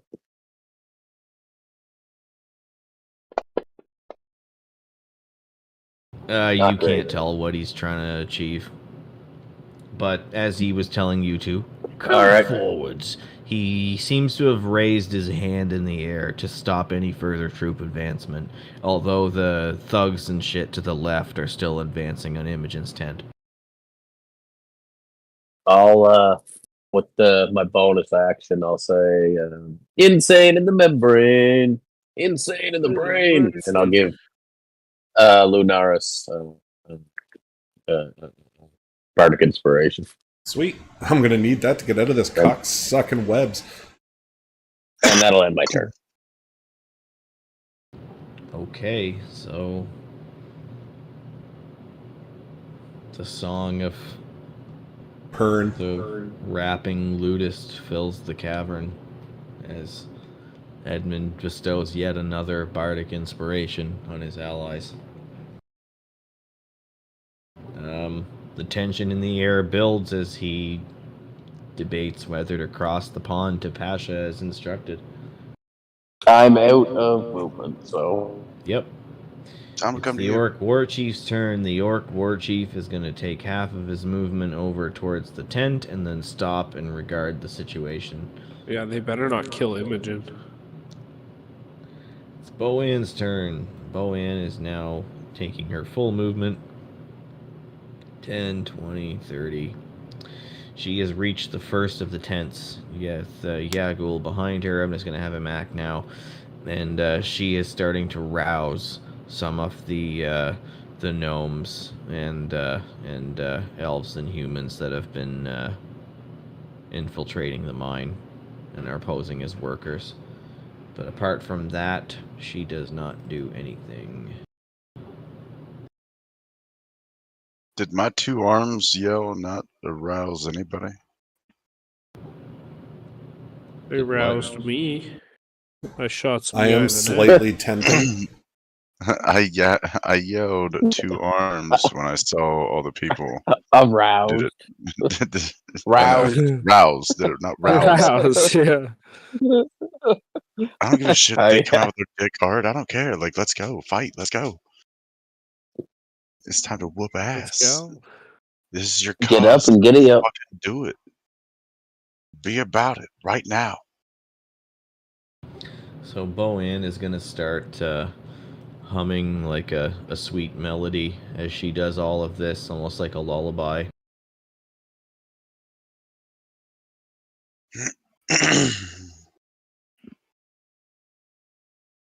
All right. Well, you sing away, little lady.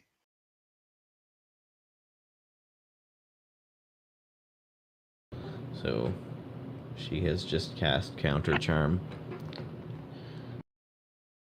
So she's doing her bardic shit and rousing people. Let's just cut right to the next turn. It's Polly's turn. Okay. So Polly, regaining himself, is going to tiptoe across the Tulips? the thing. Yeah, that's exactly what he's doing.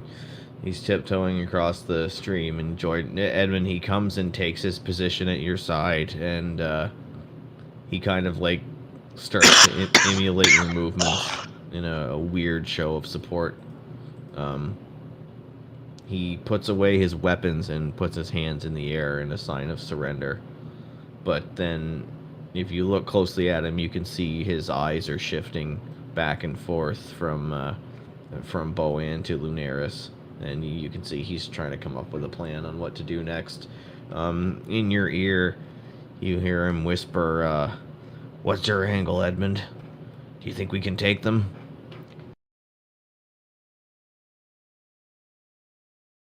We can, Polly, but I prefer to avoid bloodshed if possible.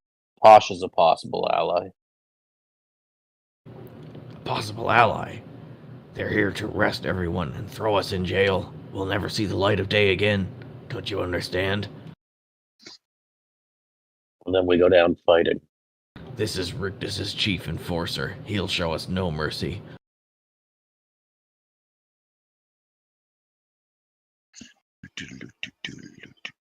Alright, you guys can mumble your way through that turn. Wait. Would this be the perfect time to slap the illusion fucking scroll and make him see what's his face? You know enough about the Not context you. that it was given. What? I'm asking the group. You silly fuck. Not you. It's your turn anyway, so you can ask like in turn. What are we doing? Also, Smacking. I'm gonna grab a quick smoke, so yeah, talk about your tactics. Alright, so my... Pasha can be moved with money. I think Richus is who we should use that scroll on. What my plan is to do on my turn is I'm going to double move 60 feet, and every single person next to the fucking work bitch is going to take some damage. I'm going to swoop fire them. So, convince me not to? No. Yeah, I think it. we need to. Right, like not kill These people anyone, die. Daniel. They're gonna kill Imogen over there for sure. Like, That's they're what I'm surrounding. saying. Like, my plan is to go 5, 10, 15, 20, 25, 30, 35. These, the assassin and the war chief get hit by my divine energy. 45, which hits the third guy scout down at the bottom. 50, 55, 60. Actually, 55, 60, and that hits every single person with my spirit guardians. And then I'm going to protect Orc Face. Or at least try Okay, to. well, Yeah, you should. Yeah, you should do that. That sounds good. That's what I've been planning, so thank God you gave me that inspiration to get out of this goddamn webbing, or I'm gonna fucking lose my mind. Guys, something in my apartment's getting flipped if I fail this. Something. yeah, it better not. Like, I'm just That's gonna make gonna this look suck. like he doesn't know what I'm doing. So just hold on a second. There. I'm about to fuck this dude all up.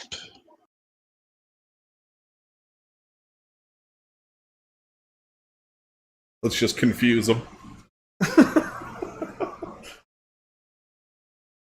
Should you just throw fucking marks everywhere? Yeah, we can't see what you're doing. That's good. Yeah. It's atrocious looking.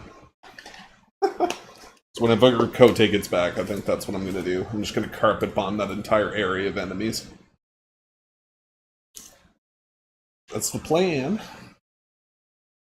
that's the plan, man. Oh no. Okay. I hope we can take Pasha at least and talk to him.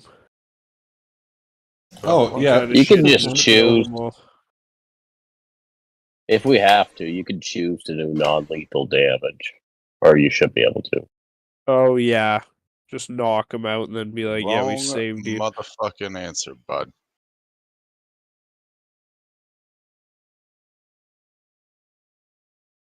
I mean, to his defense, he is trying to arrest people here, right? Like he's not coming in swinging. So He brought fucking 3 sentient fucking ballistas. He expected. Yeah, that's a He little. expected fucking a fight. He was coming for the kids for sure.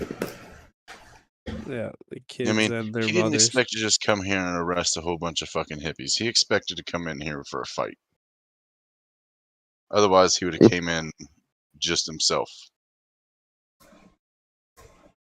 Or like himself and like 4 other people, not fucking one, He two, three, came in 4, with 5, a 6, little 7, army 8, for 9, sure. 10, 11, 12, 13, 14. But still, we can motherfuckers. just you know, like we're talking, we can just knock him the fuck out at the end of the fight. Keep just him and be like, we saved you because you saved us before, but now you're fighting with us. Pretty Right, much now, forced. no, now we're even. yeah, I you can guess choose so. to walk away from this. Yeah, but do you right? want to? Yeah, because you can't let him go back to Dickface. Well, he's gonna go back to Dickface. He has to. Oh, I guess so. Yeah, as Yeah. like a double agent. Kind Or of. we prop him up to be Play the that. new Lord Commander of the faction, and then he works for us while still working for them. Seems like a long shot, but maybe. Yeah. Yeah. Well, we might as well try, and if not, kill the ball. I'm always cool. Well, we with just that. tie him up and tell him we have his kids. We got It's your gonna be kids. like, We I got don't your have wife. Kids. Better get out of sight. We're Who do you ranking voodoo, everybody out bitch? down here. Alright, I'm back. Carry on. Can you cancel that move for me, Kote? Yeah. What the fuck is going? What is this pentagram Satan worshipping fucking shit? Where's the end of it, man? I can't even find the end of it. You gotta confuse them. It's down on the bottom right below Pasha. Jesus. It's the 665. It just quits them all. Thank you. Alright, so do I have to state that I'm using Bardic Inspiration before I try to haul myself out of this web? Yeah. I don't know. I am No, gonna... after your roll, you can do it. After your Are you first kidding? roll, you can add it or not. Yeah. You can add it knowing that it's going to make the difference. Like, you can wait to see if you need it. That's amazing. I thought that's what it was, but you have to say When do before you they have tell to you the use DC, Bardic right? Yeah, before it's been determined. Yeah, I think that's right. I'll Before look it before up. he says, yeah. Because if he uses Bardic Inspiration on a fucking tree, Bardic that sucks Inspiration ass. is a feature that allows. You have to use it before. Okay, I am going to use it. So what's the so save? it is. You said it was deck save? It's a deck save, yeah. Yeah, Guess that's I'm definitely using it. Oh, for Christ. I fucking knew it. It's a 10. It can't be higher than that. Okay, you are restrained. I fucking... Oh no, he said he was gonna maybe flip some shit. That's just good. Don't flip anything. There goes my keyboard. Okay, half it's broke. Space. Yeah, we're missing a piece out of the back of the keyboard. That's fine. It's okay. I just need to use a mouse. It just needed something. Sometimes you gotta like let it go, let it out. Let it go. Well, that just ruined So you fucking can, everything, and I'm terribly sour. Alright. That's You can use your action to make a strength check to break Wait, free can't now. somebody help him out of them? You can use his action to make a strength check to break free. Oh, okay. And then I can help him out on my turn anyway. Oh, I should have fucking cast guidance on myself. I never even thought. That's an action. Yeah. Last turn, I mean. So you can still take standard actions, but your speed is 0 now, and attack rolls against you have advantage, and your attack rolls... Yeah, it just... Yeah, I know. Don't keep reminding me. We just we just had an entire fucking plan planned out. And I told them I was going to break shit if I lost this, and it's... Oh my god. I didn't hear any of I'm that. missing I'm literally missing 3 or 4 keys out of my keyboard right now. Yeah, sometimes it's you muted before it though, because I didn't hear it. But yeah, I thought you were kidding. No, my plan was to fucking fly south and hit every single fucking one of those guys with my fucking spell, but now I can't. No. I can't double move now, so fuck me, right? Fuck me for wanting to. Fuck. Oh no, that sucks. Fuck. All right, what else can I do here? can't get you out. There's like I can get you out on my turn, but that's it. Fucking horseshit. Take your time. We're not going to finish. No, I this did, again. but I have an idea. No, I don't. I'm hurting, guys. I'm hurt. Fuck. That's only 30 feet. Fuck me sideways. Fine, I guess we got no choice but to use a fucking strength check. Get rid of this fucking horse shit. What's the D? Yeah, I don't think. Let's see. There, get me out of this. You're good. 5, 10, All right, 15, you tear the webs 20, off. 25, 30. Fucking hauling ass. You emerge triumphantly from the webs. Okay, Orc War Chief will take a wisdom save. Where are we at here? Spirit. Or, yeah, fuck. Where is it? Spirit Guardians. Okay, that was a dice that I rolled on him. What? I can drag it on them if it's easier. Oh, I did it to myself. That's fucking fun. Okay, Spirit Guardians. There it goes. Okay, so it succeeded. So I roll my damage now. Which is this, and it's going to be halved. Yeah, it halved on its own. Halved on its own. That's fucking it, I guess. That's my move. I have a bonus. I guess I can bonus.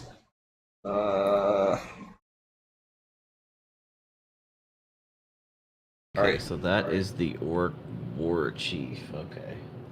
So it's gonna start its turn. That's fine. So his movement speed is reduced while he's in that circle too. Alright, cool. So the Orc War Chief gets fucking like flicked with these little beams of radiant light and take a couple of chunks of flesh out of him. Alright, I'm gonna cast a 4th level spirit what is it? Spiritual weapon right next to him. Can I get a token? Yeah, you need an action to do that though, right? You use It's it a to bonus break out for a of the- spiritual, isn't it? Yep. Oh, it's bonus. It's for a bonus spiritual. to attack. Oh, Action to let's cast. take a look at it. No, it's a bonus action. No, it's to a cast bonus it. action to Yeah. cast. No, He's got it. motherfucker. That's why I team I'm it up with sorry. Spirit Guardians. Nicely done. Apologize. They're not both the concentration, though, are they? Nope, we go through this every time. No, Spirit Weapon, Fuck. I use my bonus to move it, but it does not require concentration, but the Spirit Guardians does. Correct. I'm sorry. It's just an awesome combination. Yeah, it's It feels broken. Yeah, That's it's nice. my bad.